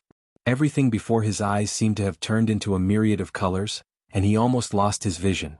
Ouyang Shaoxi forced himself to focus and looked as far as his eyes could see. To his surprise, he saw a faint hint of green on the other side. It was the green of trees, the symbol of life. Ouyang Shaoxi's spirit was lifted instinctively. He did not know where the strength came from, but he dashed towards the direction of the green without a care for anything else. Just as he rushed out of the sea of fire, a loud cry suddenly rang out. Ouyang Shaoxi, swoosh! A shining saber light fell from the sky, once again separating him from the other side of the green. Ouyang Shaoxi subconsciously swung his saber with the last shred of clarity he had left. With a loud clang, it was clear who had the upper hand. The opponent's powerful and heavy saber strike was mixed with an unparalleled might, and it directly sent Ouyang Shaoxi's entire body flying. Ouyang Shaoxi had barely managed to escape from the fire, but he was immediately intercepted by a powerful slash. Under the powerful recoil, he was thrown back like a kite with a broken string. Yun Yang had obviously calculated the distance. About 70 to 80 feet behind Ouyang Shaoxi was a piece of land that had been scorched red, with lava flowing from it. That was where Ouyang Shaoxi, who had been sent flying, had landed back on the ground. Ouyang Shaoxi lost his balance and landed on his buttocks first. There was a ripping sound, and it was no surprise that a certain part of his body had been scalded. Someone instinctively let out a loud howl, as if his buttocks were on fire. Well, the truth was that he had jumped up as if his buttocks were on fire. The back of his buttocks was still stained with burning dark red lava. This was no longer an ordinary wound on his buttocks. It was a full-on burn. He screamed and tried to push it away with his hands, but it was to no avail. Instead, his hands were scalded. With a loud cry, he gritted his teeth and cut off a large piece of bloody flesh from his buttocks, temporarily relieving the injury. The large piece of flesh that fell to the ground was still stuck to the burning charcoal. Ouyang Xiaoxi's face was contorted in pain. His entire body was trembling and he was drenched in sweat. He raised his head fiercely and glared at a person who had appeared in front of him. It should only be a silhouette. It was a figure dressed in snow-white clothes, with a face that could not be seen clearly. Ouyang Xiaoxi was in so much pain that his vision was blurred. He said fiercely, "Supreme Cloud?" Yunyang snorted and said faintly, "Ouyang Xiaoxi, I finally caught you." Ouyang Xiaoxi sneered. "Caught? You might not be able to." Yunyang chuckled. His voice was icy cold. "Do you actually think that you can still escape?" Ouyang Xiaoxi panted heavily. He could no longer care about the burning charcoal-like pain that came from breathing in.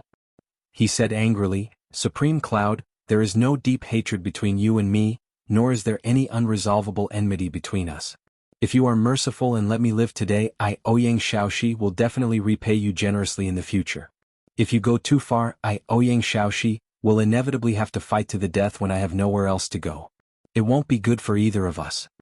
Yunyang sneered. "Fight to the death? Very well, I'm very interested to see how a dying fish like you can still stir up trouble and break through my vast net." Ouyang Xiaoxi sucked in a deep breath and endured the searing pain in his chest. He gritted his teeth and said, "Supreme Cloud is targeting me only because of Dugujima. Is there really a need to go to such lengths to fight to the death?" His face was contorted. After all, Dugujima is already dead. Death ends all troubles. It's better to make a friend for the living than to make a bunch of enemies for the dead. What do you think, Lord Supreme Cloud? Yunyang said faintly, "What you said makes sense. However, this logic doesn't make sense to me." Ouyang Xiaoxi suppressed his anger and asked, "May I ask why?" Yunyang took a deep breath and said through gritted teeth, "Dugujima is my father." As he said this, the anger and hatred in his heart suddenly erupted like a volcano. He hollered, "The death of one's father is absolutely irreconcilable. I wonder if you've heard of this saying before?" Ouyang Xiaoxi could only feel his breathing getting more and more difficult. It was as if smoke could come out of his throat at any time. He panted and said, "Then you've sworn to take revenge. Why haven't you made your move yet? Why are you spouting so much nonsense?" Yunyang snorted and said, "If my purpose was only to kill you, how could I have allowed you to live until now? Haha, don't tell me you don't feel even more uncomfortable now? Haven't you felt that your physical strength has declined again during this period of time? In other words, you should be feeling dizzy and weak right now, right?" Ouyang Xiaoxi cried out and took 2 steps forward, his eyes glaring at Yunyang. "You've poisoned me?" Yunyang sneered. "Poisoned? Do I need to poison you? Don't you know what is called fire poison? Does it feel good to have the fire poison attack your heart?" Ouyang Xiaoxi gritted his teeth and charged towards Yunyang abruptly. He raised both his hands at the same time, and 2 sharp blades that glimmered with a chilling glint shot out in a crisscrossed manner, pointing straight at Yunyang. The ultimate skill that made him famous was the hidden blade in the sleeve. It was unexpected and unpredictable. However, the clothes on his body had been burnt to a crisp. How could there be any sleeves left? The 2 blades were already exposed, so there was no longer any element of surprise. Chapter 703. Yunyang did not evade. With a loud cry, he slashed his saber at the heaven's gate again. There was nothing fancy about it. It was a simple straight slash. Then, with a loud clang, Ouyang Xiaoxi tumbled into the sea of fire once more. Ouyang Xiaoxi's actual cultivation base was far above Yunyang's, having reached the intermediate level of the Dao realm. However, due to the continuous exhaustion and the fact that he had stayed in the fire for nearly 6 hours, he was already at the end of his rope. As the saying went, an arrow at the end of its flight cannot wear a pickaxe. Facing Yunyang, who had Emi's cheats and the endless divine art to support him, how could Ouyang Xiaoxi still be Yunyang's opponent? Not to mention the fact that there were hundreds of burns all over his body. Bright blisters covered his entire body. At first glance, he looked like a bunch of grapes in the shape of a human. The recoil from Yunyang's 2 saber strikes had caused a dozen blisters to burst on his body. The blisters were dripping and his flesh and skin were dangling from his body. The pain was excruciating, piercing deep into his lungs and bone marrow. Now that he was sent flying by Yunyang's saber again, He almost fell into the pile of charcoal again. With a shudder, he became much more clear-headed and sprung up once more, charging forward with all his might. He was well aware that his previous judgment was greatly biased. He did not know how Supreme Cloud had done it, but the various anomalies he had conjured earlier did not consume too much of Supreme Cloud's energy. At the very least, he was no match for Fangjing now. Moreover, Supreme Cloud had repelled him time and time again, but he did not kill him. He was still toying with him. He had to find a way to leave this area. Otherwise, he would inevitably fall into the burning charcoal again and again under the other party's continuous attacks. If that was the case, he would only be burned alive. With this in mind, he dashed out like a mad tiger, madly urging his remaining energy and life force to break out of the encirclement. Although Ouyang Shaoxi was as ferocious as a frenzied tiger and was willing to risk his life, his injuries were too severe after all, and his actual combat power was extremely limited. Yunyang could totally stop him and force him back into the pile of charcoal just like before. Unexpectedly, Yunyang did not try to stop him. Instead, he retreated several thousand feet away from the boundary of the fire. Although the atmosphere here was still abnormally hot, it was already bearable and wouldn't burn to death. Ouyang Shaoxi had fallen into a state of bewilderment after he had forcefully mustered his remaining strength to rush out of the fire.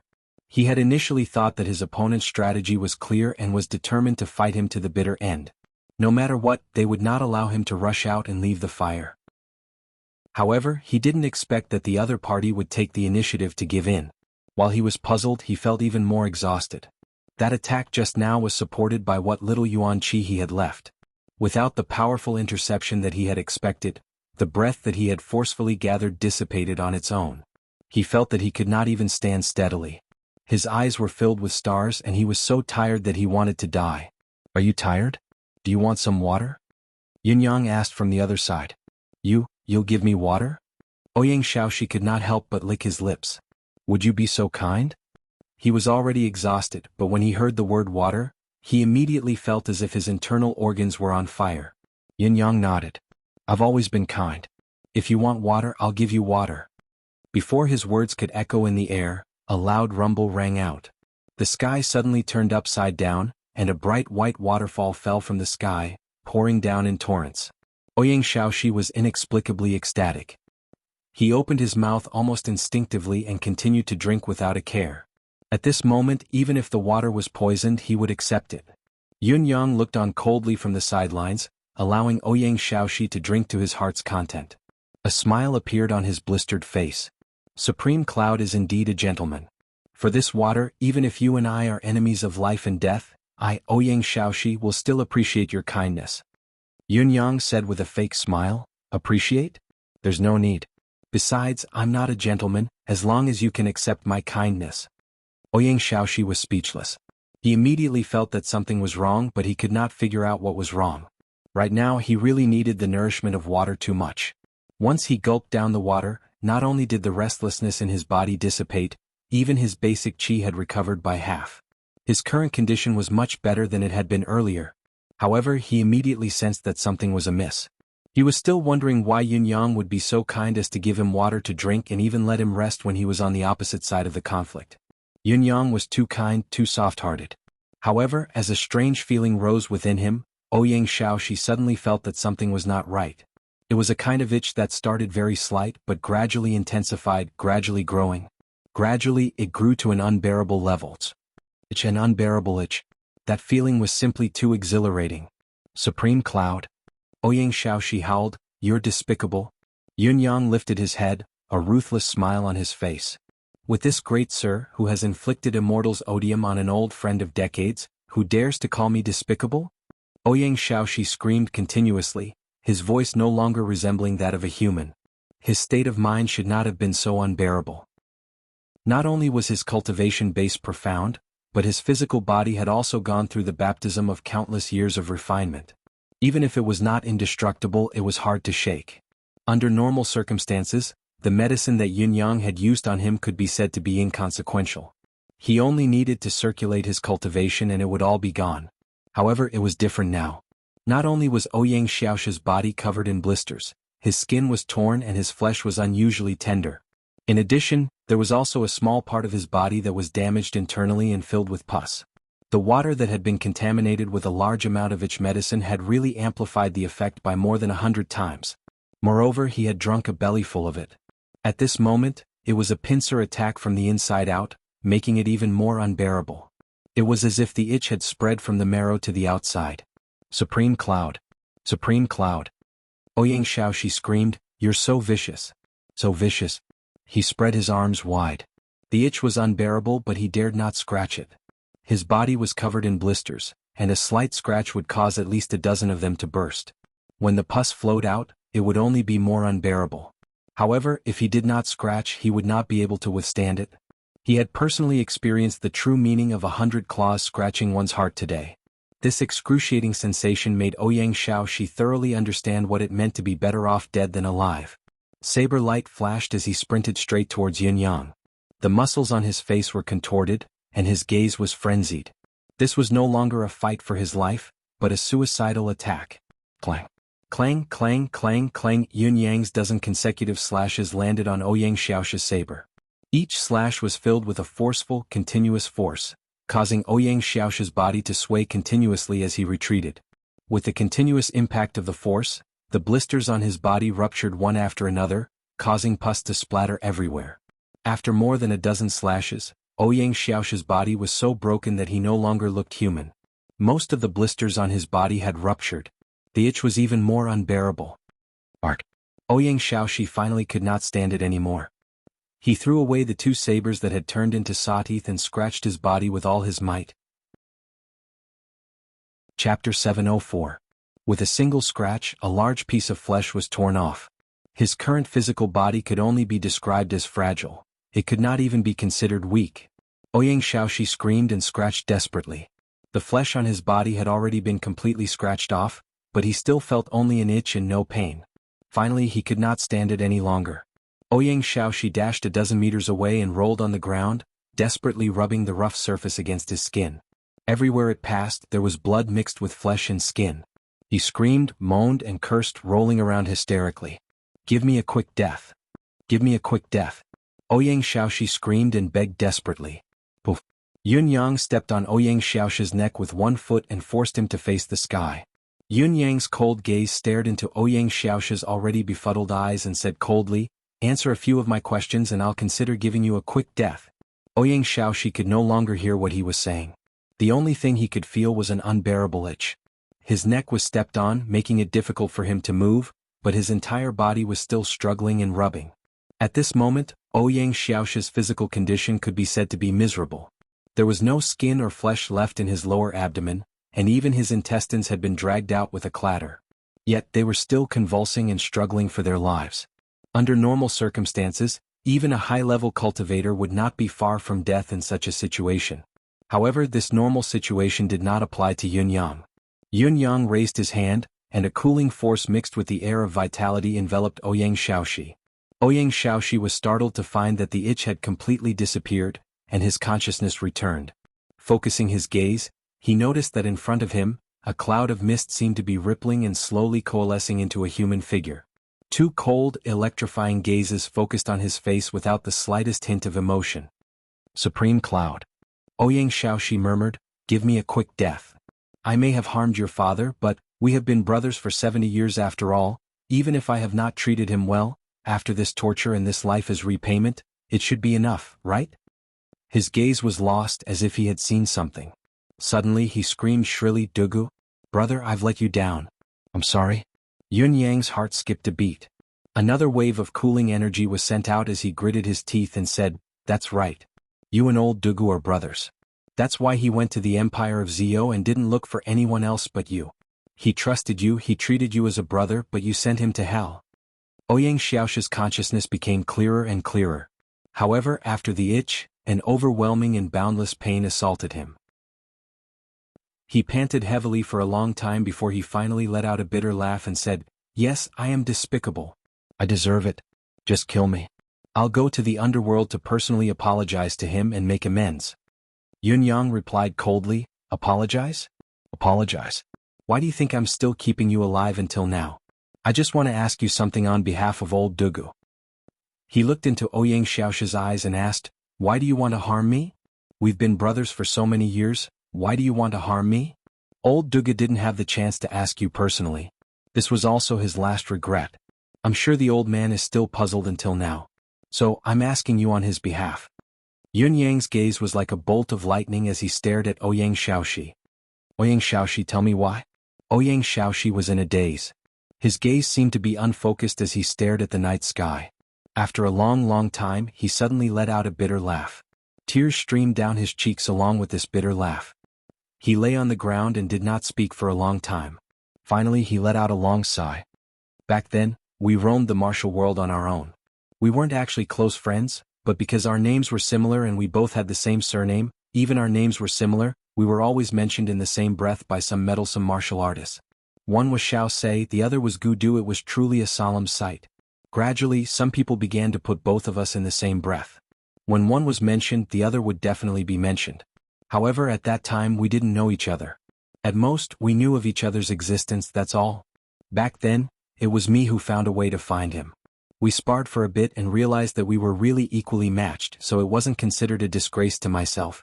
Since then, we became friends and even fell in love with each other after interacting with each other. In the end, the rumors in the martial world became a reality. He was older than me by 3 years. I respected him as my elder brother. Later on, both of us worked together to do many things, but because of this, we also made many enemies.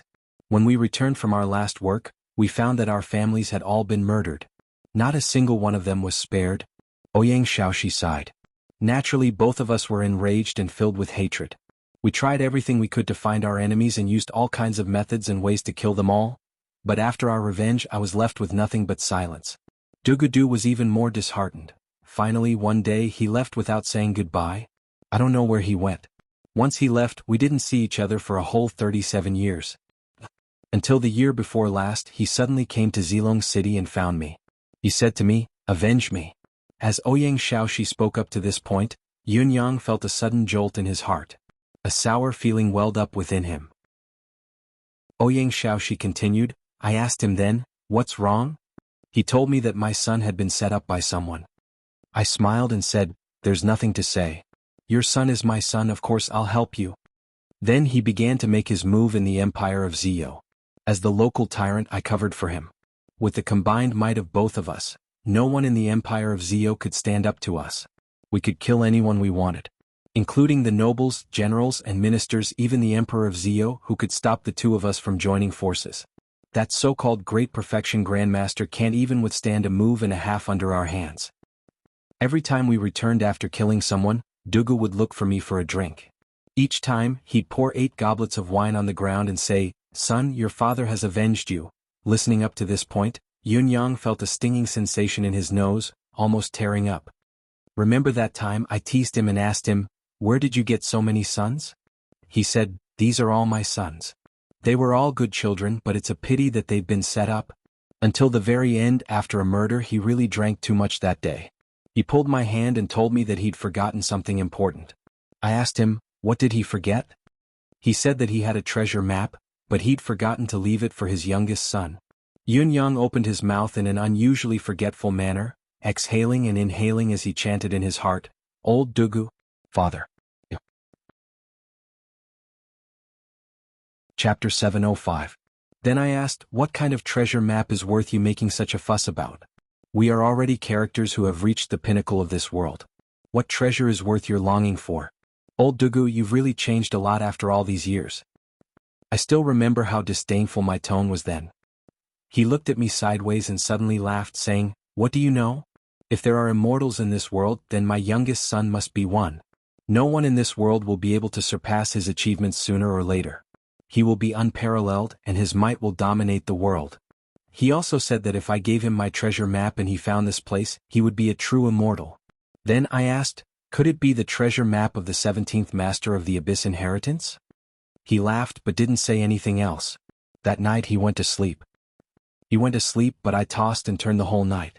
What kind of map could it be that Duguji valued so much?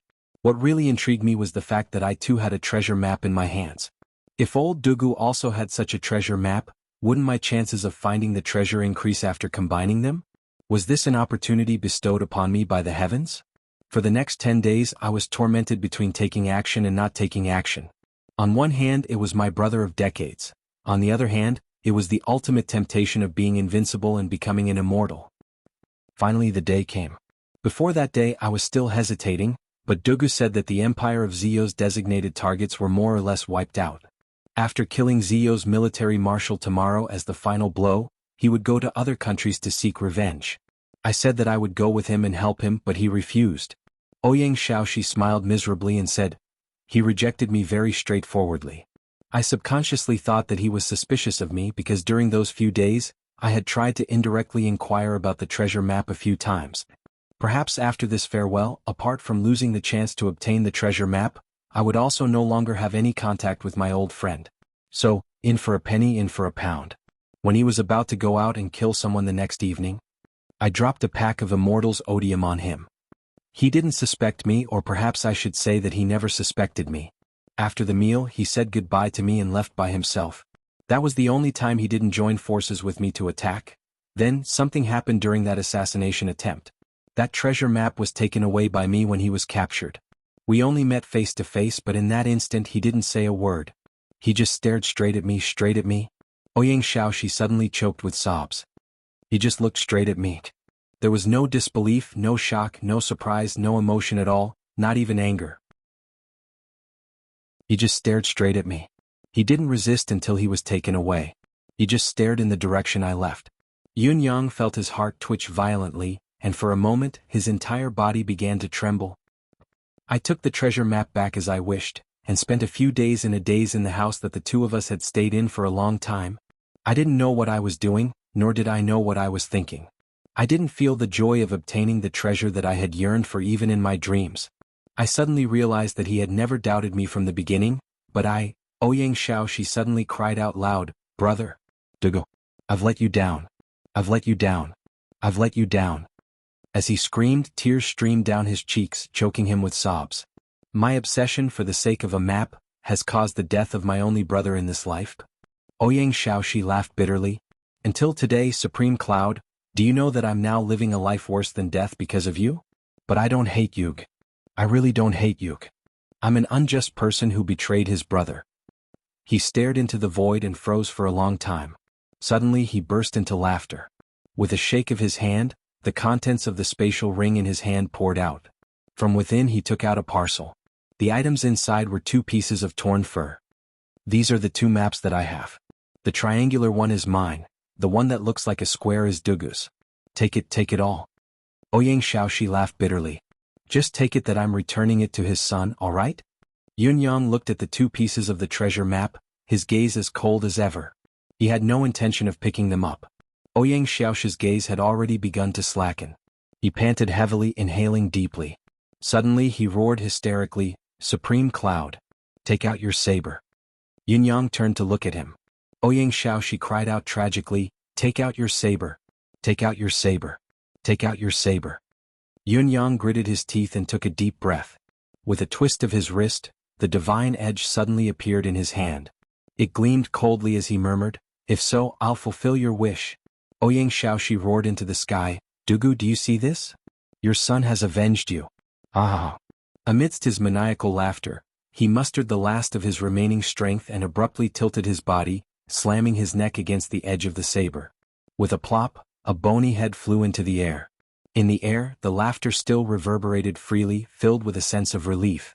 Ouyang Shaoxi's decapitated body slowly slumped to the ground. Phew. Yun Yang exhaled a long breath and murmured, "Father, I've helped you ask. I wonder if you're satisfied with this result?" No matter what, Ouyang Shaoxi has already gone down.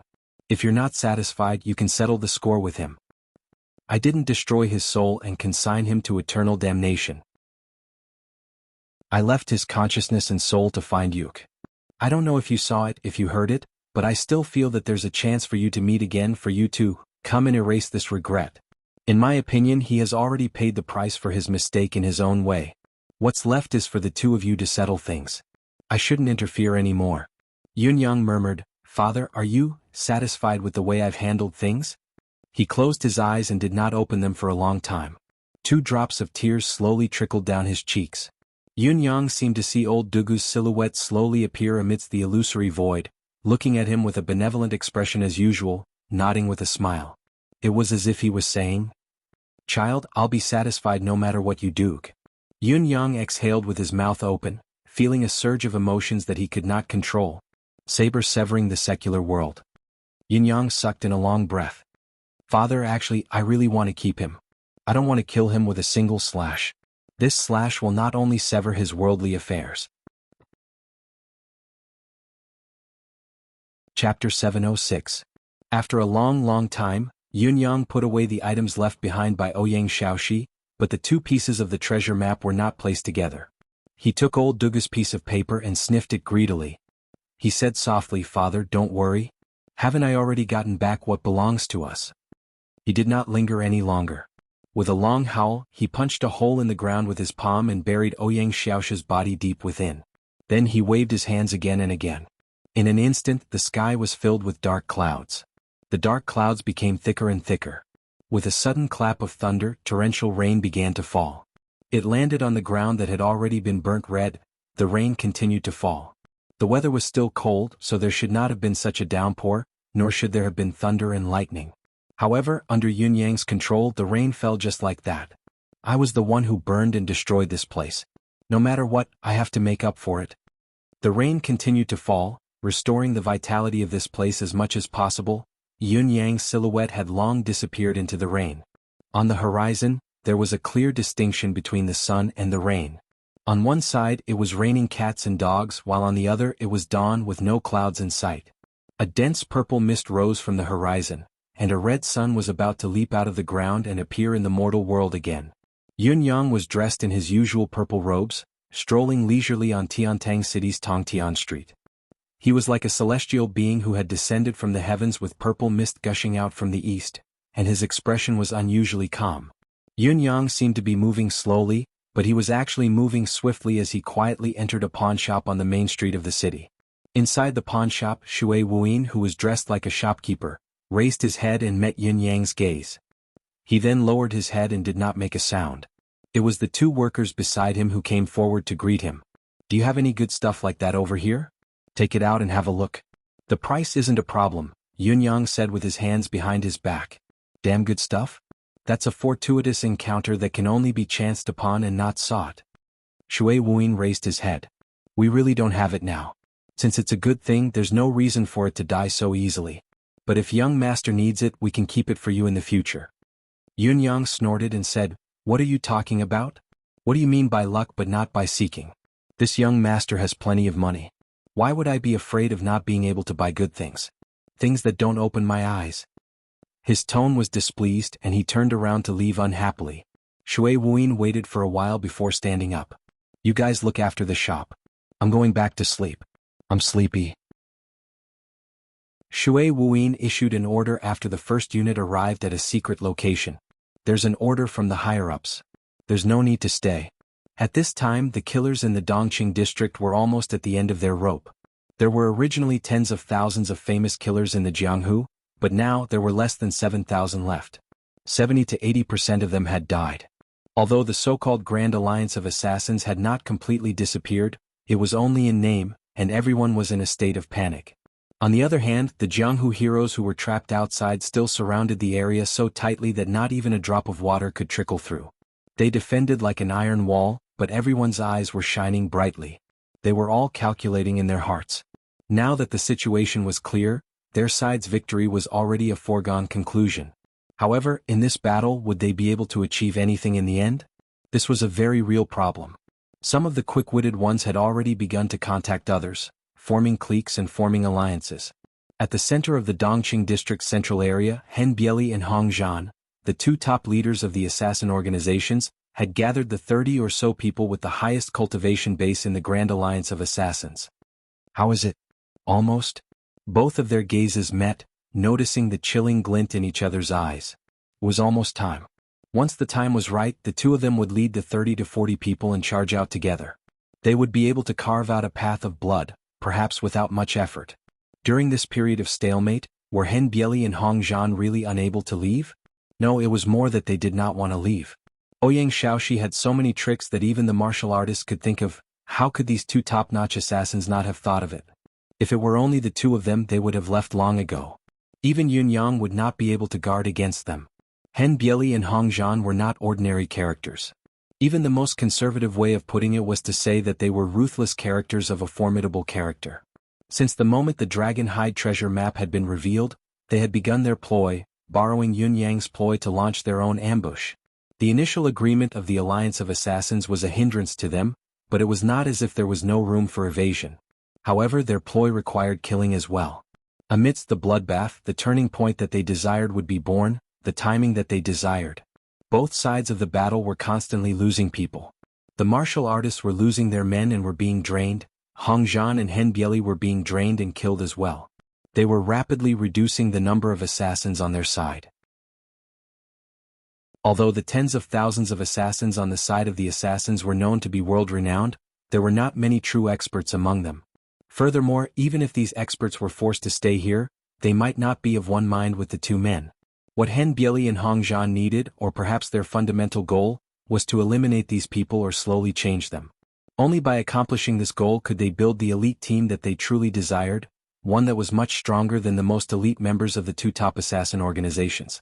Up until now, the Alliance of Assassins was truly in the midst of a great wave washing away the sand in this battle of the century. Those with a low cultivation base had died long ago. Those who were unlucky had perished long ago as well. Those who could survive in the end not only had a high cultivation base, but they were also blessed with great luck. In the martial world, luck was the most important word. Most of the time, it was even more crucial than a profound cultivation base. Some people could always have a fortuitous encounter, turning misfortune into fortune even when they met with misfortune. However, some people, despite having a profound cultivation base, died the moment they emerged. Needless to say, this was the work of luck. It was inexplicably domineering. Since the beginning of time, only those who possessed such luck could walk to the pinnacle. Ling Xiaozui and Du Guqiu were like this, including the two assassin leaders themselves. Those who were lucky had always walked further and more steadily than those who were more capable. So what if one had the best potential in the world? If one was killed the moment one made a name for oneself in the martial world, it would be useless no matter how good one's potential was. It was especially so for Hen Bieli and Hong Zhan, thinking that they were going to obtain the treasure and achieve great things in the future, so they especially needed such lucky people. It did not matter if one was unlucky, but it would not be good if one was a burden to them. Through this period of continuous fighting, these top-notch assassins had indeed been forged a second time, compressing them into a solid block. As for the timing that Hen Bieli and Hong Zhan were waiting for, it was to wait for the assassins outside to die out. Then they could break out of the encirclement easily. First of all, these people were a small target, making it easy to escape. Secondly, they had been fighting as hard as they had promised in the heavenly oath that day. They had been fighting and staying here, persisting until now. They had not gone anywhere. When had they ever broken the oath? Now, the others had died because of their lack of ability and bad luck. They were the only ones who were still alive. What else could they do? Of course, they had to strive for survival and fight elsewhere. Wasn't this the right thing to do? Gold can only be seen after panning the yellow sand. Hen Bieli was very pleased, extremely pleased with his plan. There were still more than 7,000 people left. If they could hold on for another 2 days, these 7,000 people could probably be reduced to 3,000 or even 2,000. When that time came, they would organize a breakout. Other than themselves, the rest of the people would basically be wiped out. Then, naturally, they would leave in a group. The two assassin leaders' calculations could be said to be well planned. The layout within the layout could be said to be exquisite. However, things did not always go according to one's wishes. The sky had just brightened. The first rays of the morning sun had just leaped over the horizon. Rays of sunlight had just sprinkled onto the earth. Suddenly, a loud bang came from outside. Then, loud shouts and screams could be heard from the outside, one after another. It's time for the final attack. Those assassins don't have much strength left. Everyone charge in. Charge. I'll go in first. The Dragon Hide treasure map is mine. Why should you go in first? I'll go in first. There was another loud bang. From the east, dozens of people had already swarmed in. They pushed their way in, leveling all the buildings in front of them. Everything that obstructed their line of sight was flattened. Faced with the sudden change, the assassins stood up in shock. Disbelief was written all over their faces. It was clearly not the time yet. Judging by the situation these few days, it was normal for there to be another half a month's buffer. Why would they launch the final attack now? Are you guys no longer afraid? What makes you think that you can wipe us out in one fell swoop? Once one side made a move, the other side naturally did not want to be outdone. When someone shouted, "Charge!" many of them rushed out without a second thought. Following that, more people rushed in muddle-headed. It had always been human nature to follow the crowd blindly, so there was nothing to be surprised about. Then, those who were more experienced and prudent gradually lost their composure when they heard the sounds of killing getting more and more intense. They rushed in and joined the fray. By the time those with particularly high cultivation base and patience had also rushed in, the situation had become uncontrollable and difficult to stop. It was noisy in all directions as countless people streamed in. They had no choice but to rush in. If I don't go in, how am I going to get the treasure map? Driven by the same thought, the entire east side of the city was plunged into an atmosphere of deafening battle cries. The other three sides of Tiantang City were bathed in sunlight. Only the east side of the city was shrouded in billowing smoke and dust. One could not even see their own fingers. The final battle had begun in advance under the guidance and impetus of some people with ulterior motives.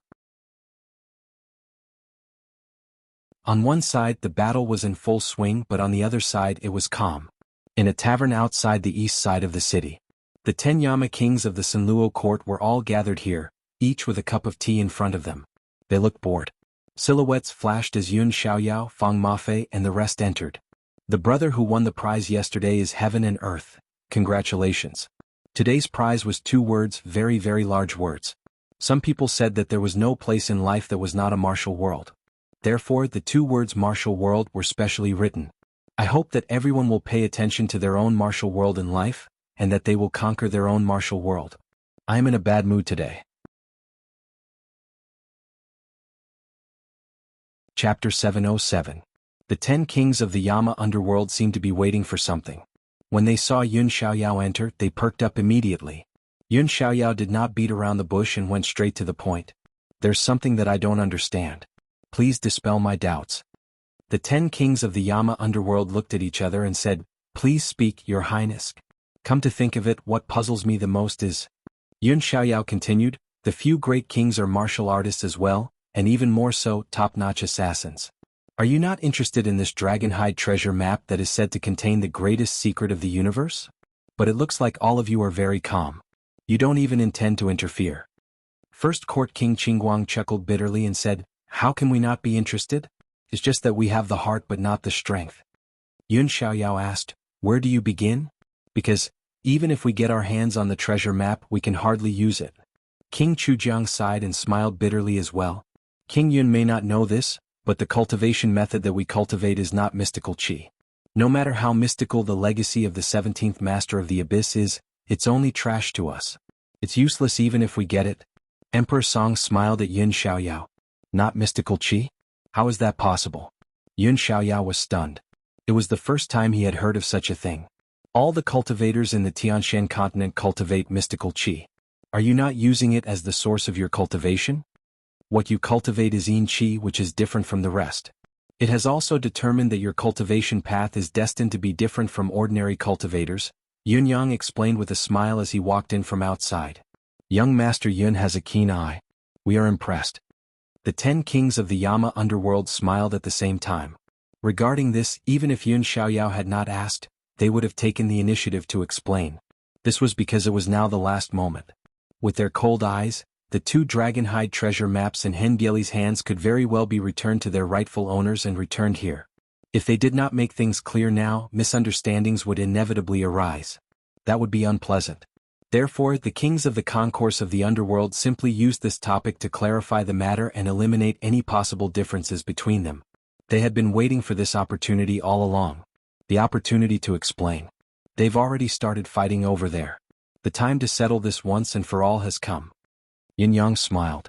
Naturally, there was a hint of coldness in his words. Young Master Yun, this matter. Is the net about to be closed? First Court King Qingguang asked. Yin Yang smiled. The main objective of this scenario has been achieved. There's no point in dragging the remaining arrangements. After this is over, I will give you all a big gift. King Chujiang laughed heartily and said, Let's have a pleasant cooperation. Your Honor's words are truly too courteous. I'm ashamed to accept it and it would be impolite to refuse. Yun Yang replied with a smile, Why would I feel ashamed to accept it? We won't be able to use this great gift anyway. Instead of wasting it, why not help all of you to reach a higher level? It's alright to accept it." The 10 Yama Kings' eyes lit up when they heard that.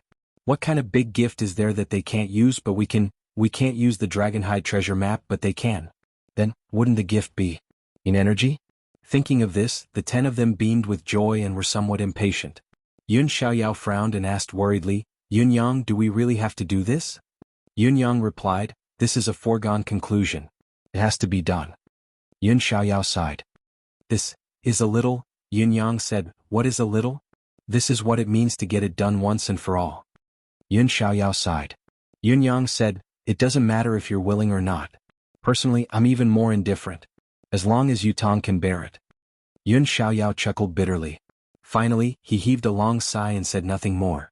"Let's talk about it after noon." Yun Yang looked at the east of the city where the smoke and dust billowed. He narrowed his eyes and said softly, "But now, our people can already withdraw." The battle at the east of the city was still ongoing. The carnage was getting more and more intense. The atmosphere of the battle this time was much more intense than before. The stench of blood had almost reached the horizon. The Assassins' League obviously knew that the battle had reached its final stage. Whether or not they could survive depended on the final outcome of today's battle. The martial world heroes who thought that victory was within their grasp did not slack off at all. They knew that this was the most crucial moment.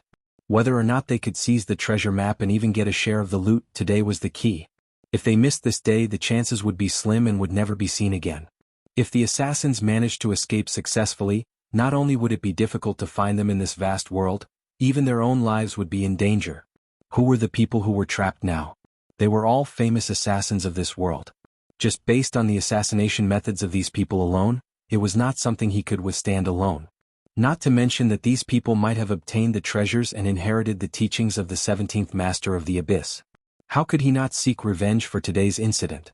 These people's desire for vengeance was extremely strong. If they missed this day, they might not be able to sleep in peace for the rest of their lives. Even their children and grandchildren would be in danger at any time.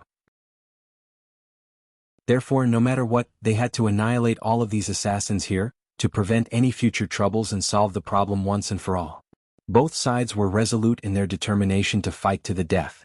It was to the extent that no one noticed that among the martial world's troops, there were thousands of people retreating silently, withdrawing from the battle.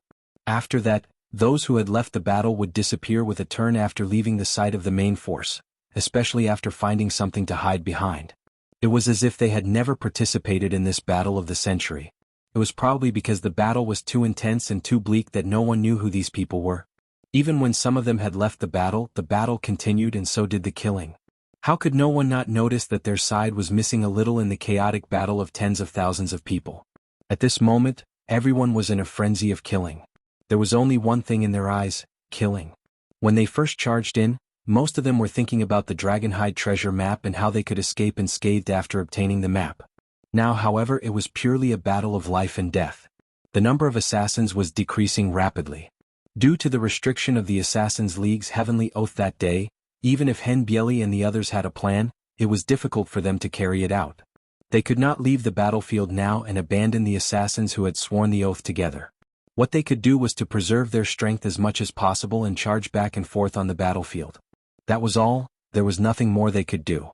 However, as long as they could hold out until the moment the Assassins' League was completely annihilated, their initial plan could still be carried out.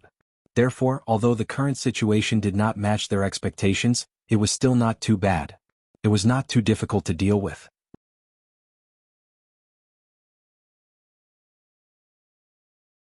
Chapter 708. Currently on the battlefield, rumbling noises could be heard everywhere. The Qijing collisions between high-level cultivators were like this. Suddenly, a loud rumbling sound rang out. Perhaps it was because the shockwaves of Qijing were too much, but the ground cracked open without any warning.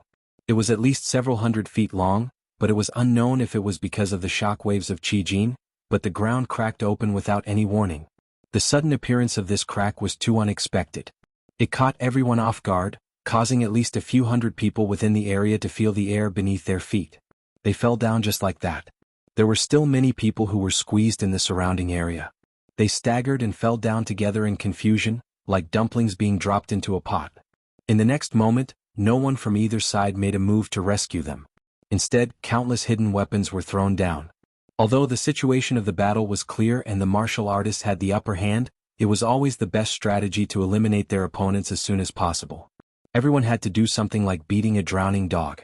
Those who fell down, other than their own people, there were also people from the other side.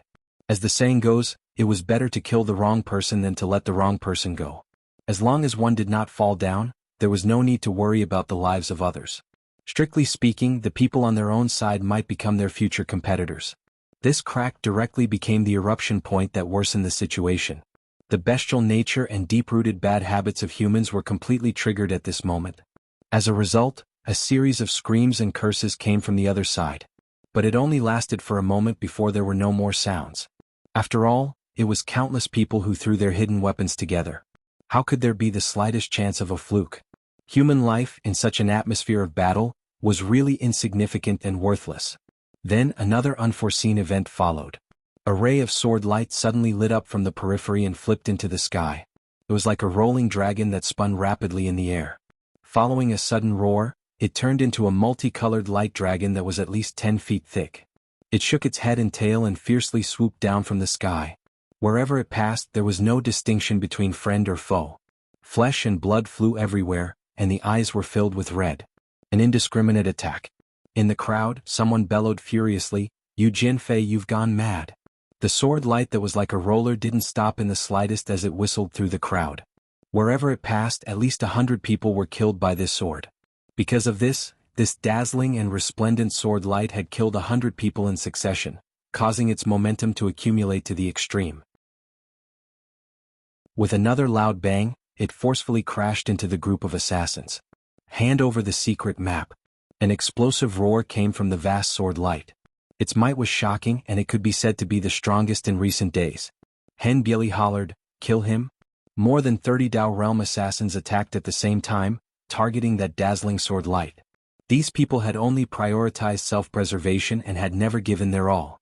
Now that they had erupted abruptly, and with so many of them bursting out in unison, it was truly a net of light that was like a waterfall. Countless sword lights and fists were like a downpour that drowned the world, destroying the sword light in an instant. As the pinnacle assassins retaliated and attacked in unison, a shrill cry came from the sword light. 2 legs flew off, followed by 2 arms. Finally, a head flew into the sky, its face still filled with indescribable brutality. It was obvious that this person had not expected to be killed in a single exchange of blows. Among the crowd, those who knew this person sighed inwardly. The berserk dragon swordsman Yu Jianfei was a renowned top-notch expert in the martial world. His cultivation base had long reached an extremely high realm above Dao realm. As he roamed the martial world, he rarely had a worthy opponent. He had even been ranked 6th on the Tianxian swordsman leaderboard in the past. Yes, the 6th place, which was Bai Yishua's current ranking, or rather Bai Yishua's predecessor. In spite of this, he was ranked based on his actual cultivation base and battle achievements. Compared to a certain someone who managed to survive by sheer luck when he fought Jun Moyan, he was much more deserving of the title. All in all, this fellow was an extremely ruthless character. That was why he had the intention to unleash a powerful skill and leave immediately after snatching the item. This was obvious, anyone could see it. Based on the current battle situation and the intensity of the battle, it wasn't too arrogant of this fellow to stand out here. If the battle participants only displayed this much battle strength, perhaps this mad dragon swordsman Yu Jianfei would really be able to fulfill his wish. The problem, however, was that none of the true experts in this battle had truly exerted their full strength or used a killing technique. Therefore he, the one who had stood out, could only return in defeat. Therefore the ease with which he had died seemed unexpected, but it was completely within reason. Of course it was appropriate. This was also luck. Even until this day, Bai Yishua's cultivation base was still difficult to rank among the world's top swordsmen. However, he had been able to escape from the hands of the unrivaled swordsman. This was his luck. On the other hand, the berserk dragon swordsman Yu Jianfei had such a high cultivation base, so what? He had died instantly. In spite of this, the battle did not ease up with Yu Jianfei's death. Instead, it grew more and more extreme.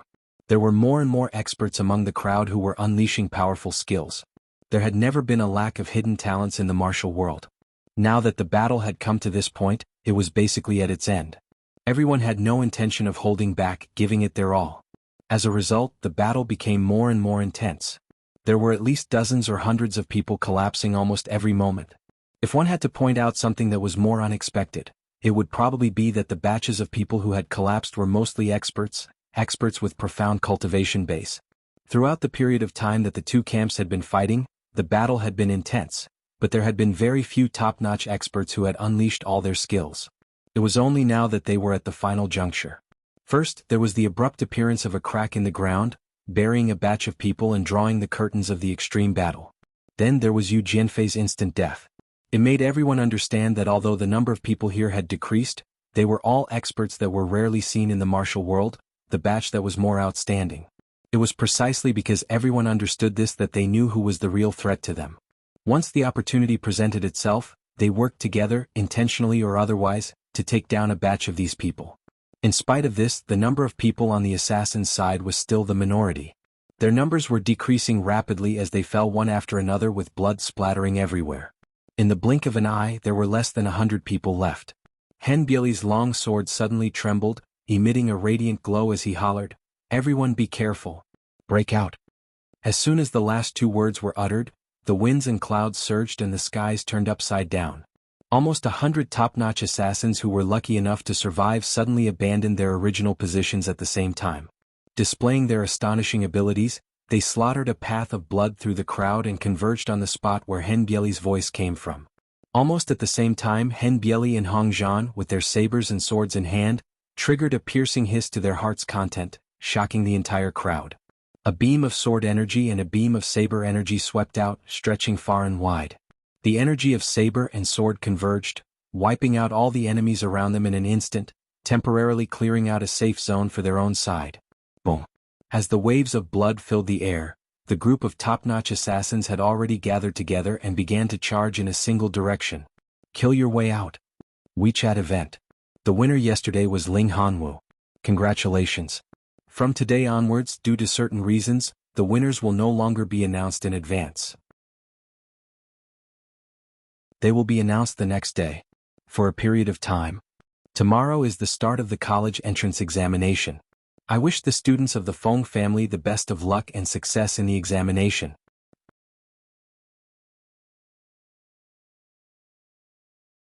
Chapter 709. With Hen Bieli and Hong Zhan in the lead, the power of 100 pinnacle assassins had successfully coalesced into one. It was like a giant sword that could not be separated, cutting through all obstacles and rushing forward with irresistible force. Their momentum was unstoppable, and all who stood in their way were swept away. Wherever they passed, no one could stop them in the blink of an eye. They charged straight into the middle of the martial artists' encirclement as if they were crushing dry weeds and smashing rotten wood. It was at this moment that the combined sword light of the 100 assassins' allied army suddenly shot up into the sky. Layers of sword light flickered as sword mountains appeared one after another, falling with the force of an avalanche. This scene caused everyone's hearts to almost stop beating. More than 20 pinnacle swordsmen had unleashed their ultimate skills at the same time. Any one of these people was not inferior to the berserk dragon swordsman Yu Jianfei. Their cunning and state of mind far surpassed theirs. They had been holding back and concealing their abilities, intending to wait for the enemy to exhaust themselves. Now, however, it had come to a point where they had to stop and intercept them. If they did not act now, the assassins would break out of the encirclement and leave. The Milky Way overturned. Hen Bieli's howl was thunderous.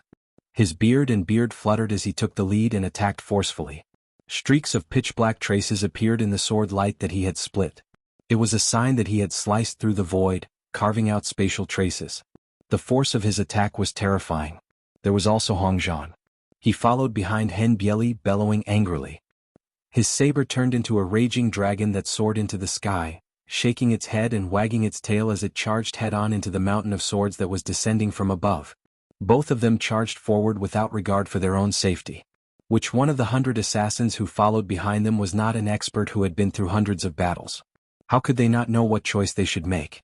All of them performed the art of becoming one with their swords, detonating their cultivation base to its limit as they charged forward without backing down. Therefore, the moment the absolute attacks of both sides collided, the commotion caused by the collision was literally earth-shattering. All the buildings within a 3,000 feet radius were razed to the ground. Dust filled the air. At this moment, a streak of blood shot up into the sky. No one knew who was injured. However, at this moment, both sides were busy shouting and attacking with all their might. They really didn't pay attention to who was the first to be injured. Kill? When the smoke and dust finally dispersed, the Jianghu's side was in a mess. Everyone who was affected by the attack was sent flying dozens of feet away. The situation of the assassins was not good either. More than 30 of them fell silently to the ground with blood and flesh flying everywhere. The rest of them were also injured. They staggered backwards and only a few of them could stand up straight. The Jianghu people did not relax at all. With a shout from all directions, thousands of people surrounded them. Thousands of people surrounded less than 100 people. Once the encirclement was completed, it was truly an iron bucket encirclement, not even a drop of water could escape. Hen Bieli sucked in a deep breath and forcefully stopped himself from retreating, but he could not help but spit out a mouthful of blood. He knew that even though the encirclement had been established, it hadn't been completed yet, and once he was encircled once more, then he would be finished. They had to take advantage of this opportunity to rush out in one go. Only then would they have a chance of survival. Fortunately, everything that had happened so far was still within his expectations. He believed that everything would go smoothly in the future. With a loud roar and a tug at Hongzhan, both of them dashed out at the same time. Their aura seemed to be even stronger than before. After all, these two people's abilities were far beyond the norm. In the blink of an eye, they had already slaughtered the martial world experts who were either retreating or unconscious from the impact. It was the delicate moment when the enemy's front line was gone and the reinforcements had yet to arrive. The path to survival was unobstructed. Dawn was right before them. Hen Bieli's spirits were lifted as he roared, "The path to survival has appeared. Everyone follow me." Amidst the chaos, the two assassin leaders turned back for a peek, a hint of glee in their eyes. There were close to 60 people in the team of assassins behind them. It was a few more than the duo's best expectations, and every single one of them was a top-notch expert. Of course, there would be a considerable number of casualties in the subsequent journey to break out of the encirclement until they reached the safe zone. However, at the very most, there would not be too many casualties in the end. A conservative estimate would be that there would still be about 25 to 30 people when they reached the safe zone. This number of people could be guaranteed to be the pinnacle of the pinnacle, the elite of the elite. And without exception, all of them were truly lucky. Assassins who could survive until now were definitely existences of exceptional luck. These were enough. More than 60 assassins mustered all their strength and swarmed forward, charging towards the path of survival, the gap in the enemy's defense. There were less than 100 people guarding the gap. It could be said that the outcome of the assassins breaking out of the tight encirclement was already a foregone conclusion. The martial world's guests had naturally noticed this as well, coming to the same conclusion. Everyone's eyes were filled with indignation. In spite of this, this was a situation that Hen Bieli and Hongzhan had calculated long ago. The two assassin leaders' grasp of the situation and their analysis of strength were impeccable and precise.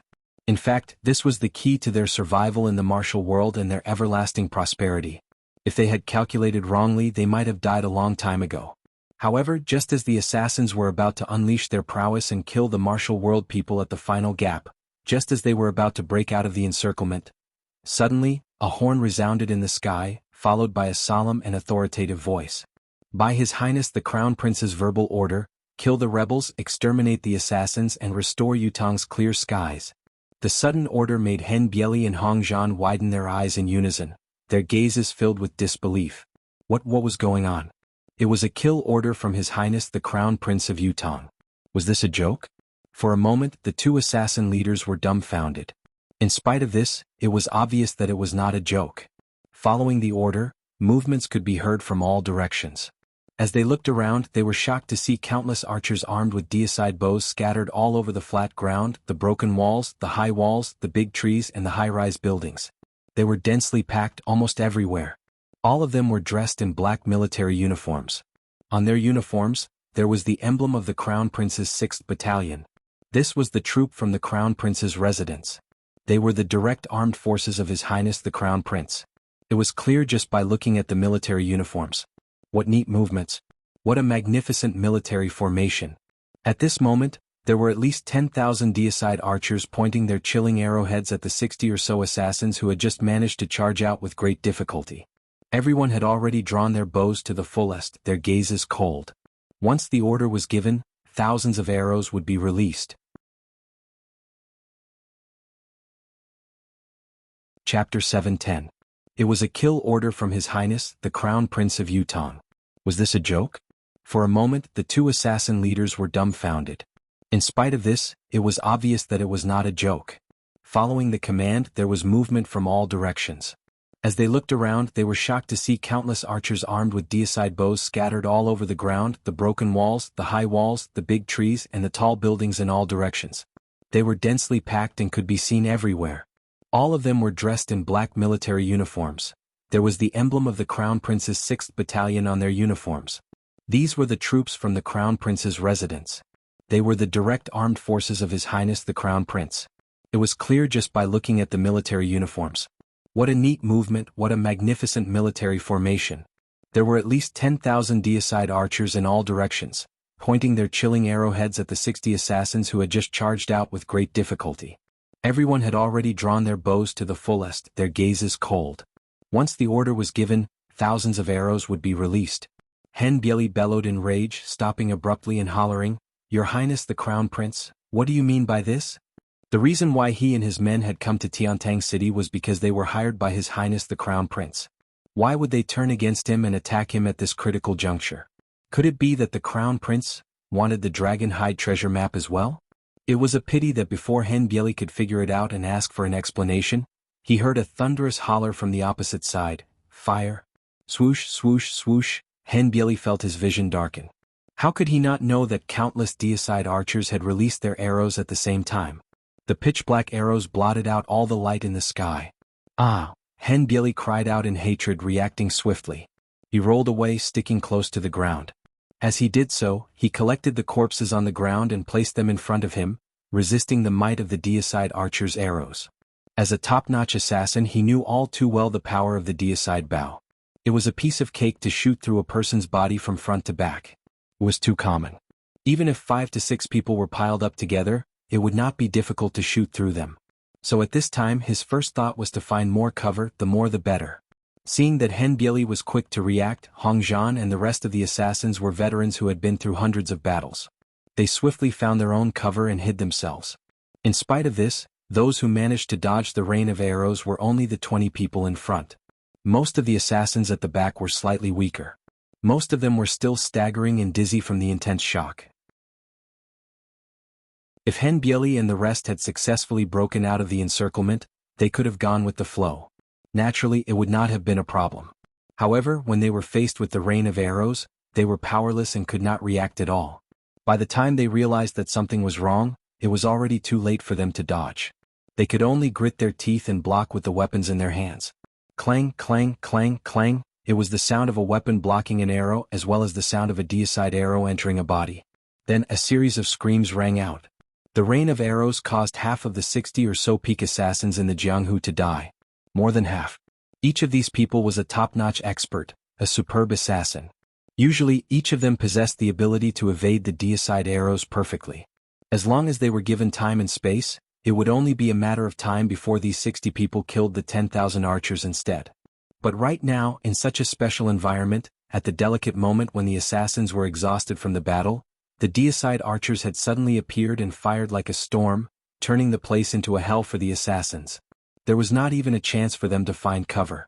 A certain ace assassin who was quick to react had only managed to collect 3 to 4 corpses to block the arrows for himself. In the final round of shooting, he and his shield had become porcupines. It was probably because he had used up all his luck in the previous battle. Hen Bieli's resentful voice boomed in the air, "What a great Crown Prince of Yutong! What a great Crown Prince of Yutong! Your father has seen through you." Amidst his sorrowful laughter, a cold command rang out once more, "Fire!" The second round of deicide arrows was fired, the rain of arrows covering the sky. After 3 rounds of arrows, there were no more than 5 people left alive from the entire charging team of assassins. Hen Bieli and Hong Zhan were included among them. As for the other 3, they were renowned assassins in the martial world. Strictly speaking, they were not inferior to Hen Bieli, Hong Zhan, or the 10 kings of the concourse of the underworld. However, all 5 of them were injured.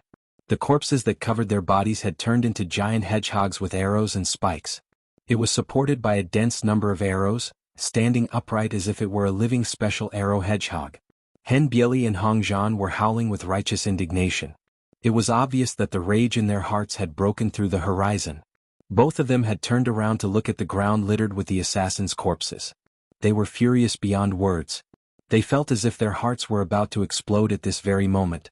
The martial world experts who had caught up from behind looked at each other, their faces pale. For a moment they dared not move recklessly.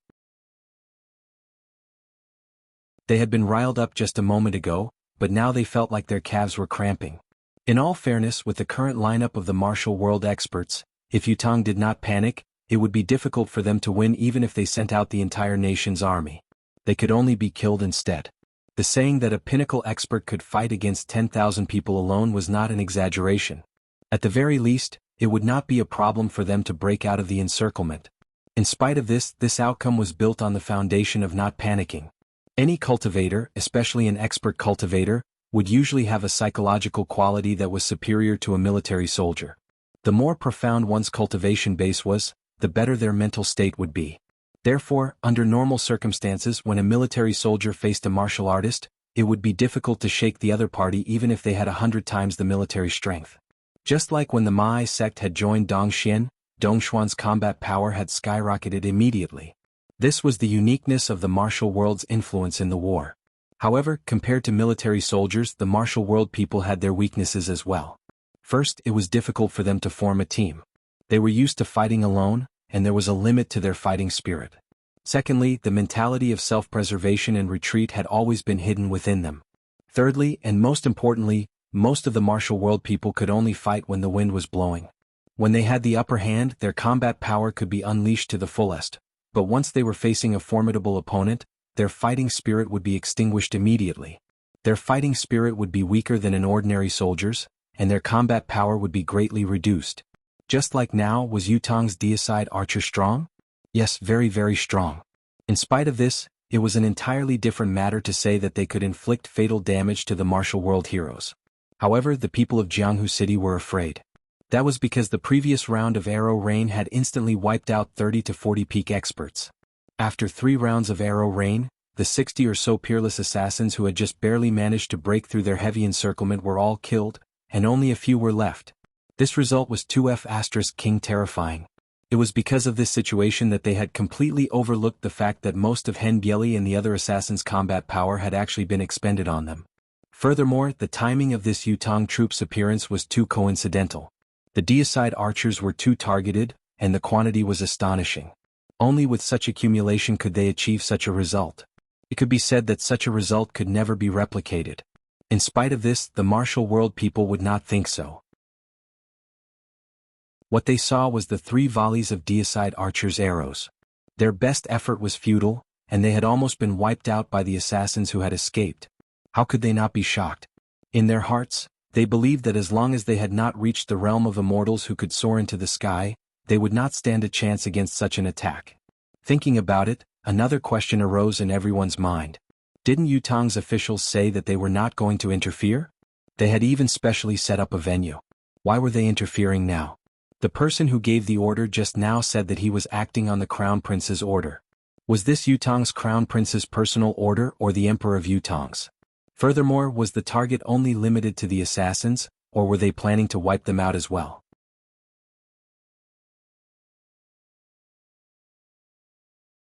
Chapter 7:11. Now all the Jianghu people present were eager to know the answer because they were all afraid. They would not have been afraid if it had been any other time. With their cultivation base, it was no big deal to take a few deicide bows head-on. But what time was it now? They were exhausted from the battle, their cultivation base gone, and they were facing 10,000 deicide bows, 10,000 of them. What did it mean to shoot 10,000 arrows at once? Did they not see that the assassins had turned into porcupines? Which one of these people had a lower cultivation base than them? Fortunately, their doubts were quickly dispelled. With a swoosh, a person appeared high in the sky, his robes fluttering in the wind. He was intimidating without being angry. It was Yutong's King Xiaoyao Yin Xiaoyao. General Li? What is going on? Yun Xiaoyao asked sternly, I have promised the martial world heroes on behalf of Yutong officials that I will not participate in this matter. Why have you all appeared here now and killed so many people with deicide bows? General Li, you have to give me an explanation. Immediately.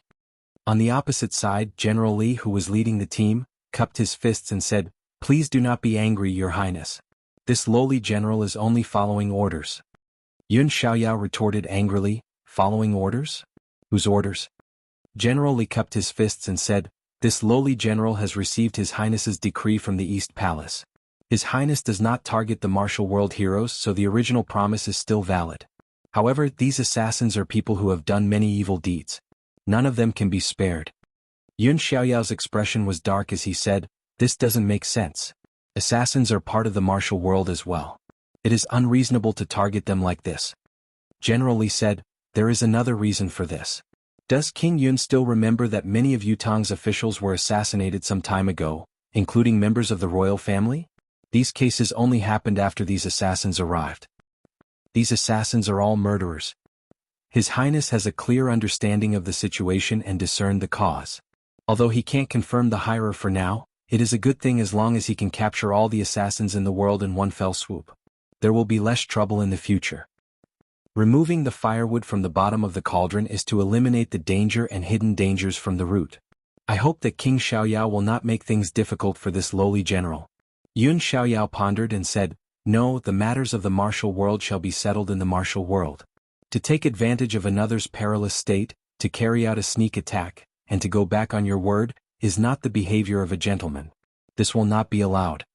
General Li said, the emperor's order is as firm as a mountain. How can it be disobeyed? If King Yun wishes to stop us, you can remonstrate with His Highness the Crown Prince, but I still have to take action. Just as the two parties were in a stalemate and their words were becoming more and more indecisive, Yun Yang appeared in the sky with a flash of purple and hollered in a low voice, General Li, we understand your intention of coming here, especially His Highness the Crown Prince's intention. However, the reality now was that all the assassins present were either dead or injured. At most, there were only a few left and it was difficult for them to cause any more trouble. The heavens were merciful, so there was no need to kill them all. If I really go back on my word, it will damage His Majesty's reputation and my father's reputation greatly. Who will bear this loss? General Li? General Li's expression became awkward, and his hesitation was obvious. At this moment, everyone including Hen Bieli Hongzhan, and the rest felt a deep sense of gratitude towards Yun Yang who was in the sky. Who would have thought that it would be the person we wanted to kill who would speak up for us and save our lives at the very last moment when we were in a hopeless situation and could barely escape? The feeling was a mixture of emotions that was hard to describe. As for the martial world heroes who surrounded them, they too gave Yun Xiaoyao and his son a thumbs up. A gentleman repaid kindness with kindness and repaid enmity with honesty. There was a clear bottom line. What the Yun family had done was the real bottom line. This was the textbook behavior of a gentleman. This was the magnanimity of a great nation, the magnanimity of a great family. He was indeed Yutong's King Xiaoyao. He was indeed Yutong's young master Yun. He was indeed graceful and charming. General Li hesitated and murmured, this? Yun Yang chuckled and said, there's no smoke without fire, but the League of Assassins has been reduced from tens of thousands of assassins to only 5 people now, and they're all half-crippled and decadent characters. It's hard for them to achieve anything more. I believe that His Highness the Crown Prince won't blame you when he finds out. General Li was still in a difficult position as he said, since your Highness and the young prince have said so, this lowly general has nothing else to say. It's useless to insist. However, even if the 5 of them are spared, the 2 maps must be left behind so that this lowly general can give an explanation to His Highness the Crown Prince. Once he said this, Hen Bieli Hongzhan, and the other 4 assassins lifted their heads abruptly, the hatred in their eyes almost materializing. What a beautiful way to put it. He didn't want to kill them all. He just wanted to leave some physical evidence and make an explanation. It seemed reasonable, but who couldn't hear the truth behind it? So this was the real reason. The real reason was indeed here. The martial world heroes outside burst into an uproar upon hearing his words. What are you talking about? Leave the Dragonhide treasure map behind? We've fought for so long, sacrificing hundreds of thousands of lives to wipe out 99% of the League of Assassins. Now you, who've been sitting on the sidelines and waiting for us to be exhausted, are going to intervene and leave it behind just because you say so? If you really wanted it, why didn't you come out and snatch it earlier? What's the meaning of coming out now? How can you be so shameless? If it weren't for Yutong's official decree, we would have King run off to fight God knows where. How can we stay here? You're obviously toying with us by playing this game now. You don't just want to eat the meat, you don't even want to let the soup go. Are you going to deal with all the spectators as well? Are you going to play us to our deaths and wipe out the skilled cultivators of the martial world? How can you be so ruthless? It was obvious that the martial world's martial artists were overthinking things. Their paranoia was acting up due to the chaos in their hearts. With the martial world's current abilities, once they could no longer suppress the fear in their hearts and erupted in reverse, the entire Tiantang city would probably be destroyed. Honestly, there was no doubt that this was not a difficult matter for the martial world's manpower gathered in Tiantang city. Just as everyone was filled with rage and fear, ready to fight with their lives at any time, Yunyang spoke again. His tone was filled with displeasure. General Li, you're wrong. Before this, my father has already asked for His Majesty's permission and opened the door for this incident. With His Majesty's own permission, no one from Yutong is allowed to participate in the martial world's turmoil, nor are they allowed to covet the 2 Dragonhide treasure maps. There is no room for error.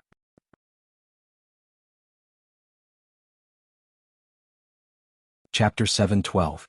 General Li looked troubled. This lowly general is only following orders. Why must the Crown Prince make things difficult for this lowly general? Yunyang replied loudly, following orders. Whose soldier are you? What are the prerequisites for doing this? The Crown Prince has not thought things through and acted improperly. Are you still going to act willfully? If you really leave the Dragonhide treasure map behind, not only will Tiantang City become the target of the world, what will you be labeled as a traitor? What will you use to fill the gap? How many of our lives will be sacrificed because of these 2 treasure maps? Haven't you seen it yet? The so-called Dragonhide treasure map is just a huge problem. Yunyang said, keeping it will only add to our troubles and become the source of disaster. General Li said, but, don't say anything else to me. I'll explain to His Highness the Crown Prince later. It won't involve you. Yunyang waved his hand and set the tone. General Li discussed with the other generals around him for a while before he finally raised his head and said, since young Master Yun has said so, we can let them go. We can give up on the Dragonhide treasure map, but the Dragonhide treasure map must never fall into the hands of Hen Bieli and the other assassins. Yunyang was taken aback. What do you mean by that? The martial world's divine item belongs to the martial world. It's fated to obtain it. Why do we have to complicate matters? General Li said, Crown Prince Yun, your cultivation base is profound and you're not afraid of the murderous path, but we are. In today's battle, the last of the assassin's strength was lost in our hands. If they get the treasure, then, everyone understood what he meant when he said that.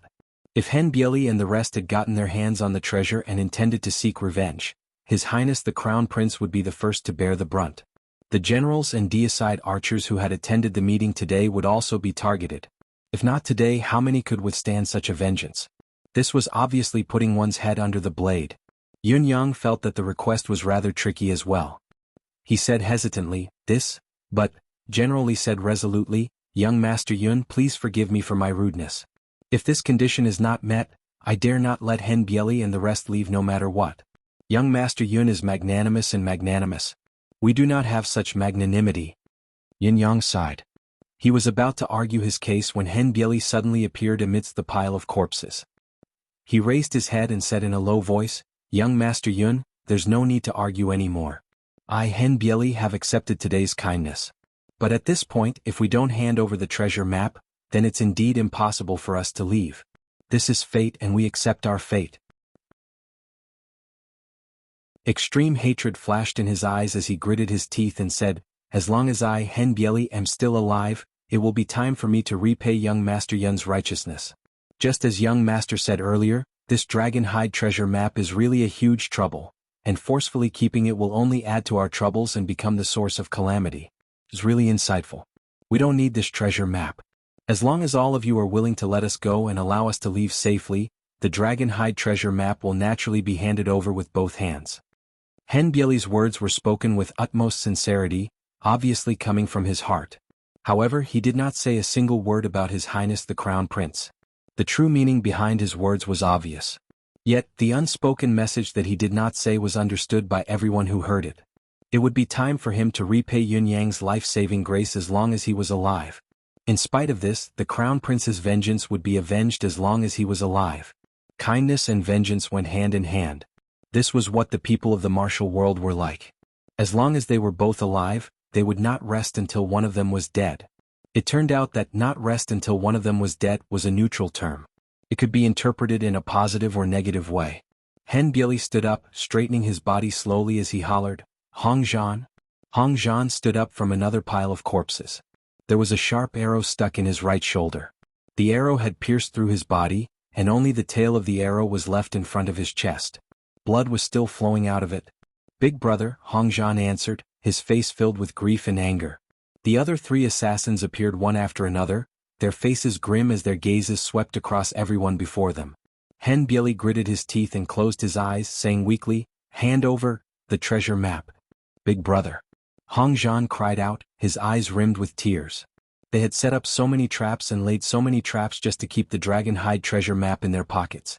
Who would have thought that they would have to give the map away in the end? The humiliation, the reluctance was unavoidable. Hand it over. Hen Bieli hollered, the dragon hide treasure map is no longer a great opportunity for us. If we die here, what does it matter even if we have the treasure map? Won't it still belong to someone else in the end? Hong Zhan lowered his head, his muscular body trembling. It was truly the first time that the leader of the Hall of Crimson Blade had revealed such a weak and sorrowful side in public. Hong Zhan lifted his head to look at Hen Bieli. From the other's eyes, he could see the mountainous and ocean-like hatred. All the plans and arrangements had been successfully completed. The way out was right before their eyes, but at the very last moment, the Crown Prince had popped out and interfered, ruining the perfect plan. If he were to hand over the 2 maps now, perhaps he would never have the chance to see them again in this lifetime. He was shaking all over, his heart a tumultuous storm. Hen Bieli's lips were quivering as well, but his tone was bleak as he urged, Brother, hand it over. The other 3 pinnacle assassins pressed their lips together like the other 2. They looked at Hen Bieli, Hong Zhan, and then at General Li, who was riding his horse and wielding his saber.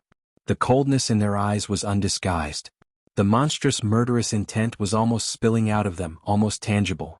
Hong Zhan caressed his spatial ring, tears of grief falling to the ground. Hardening his heart, he shut his eyes and took out the treasure map. Clutching it in his palm, he stretched his arm out abruptly and said hoarsely, Take it? He had tried his best to control the 2 words, but they still overflowed with sobs. Everyone present had never heard of such a tone before. No, it was very likely that it was unprecedented and could not be replicated. Who was Hong Zhan? How could he cry in front of everyone? It was a ghastly thing to do. Hen Bieli shut his eyes and exhaled deeply. He strode over and took the 2 dragon hide treasure maps from Hong Zhan, appraising them in front of everyone. First, he slashed them twice with his sword, then burned them with fire for a while to prove that they were the real deal. There was no possibility of them being faked. To avoid any suspicion and the possibility of hidden dangers, you're tuning in to the Han Li's Wuxia Chronicles YouTube channel. We're so grateful for your support, and don't forget to subscribe to join us on this incredible journey through captivating stories. Your generosity through donations truly makes a world of difference, as it's the primary source of revenue that allows me to expand and enhance this channel for you. Thank you from the bottom of my heart for being a part of this adventure.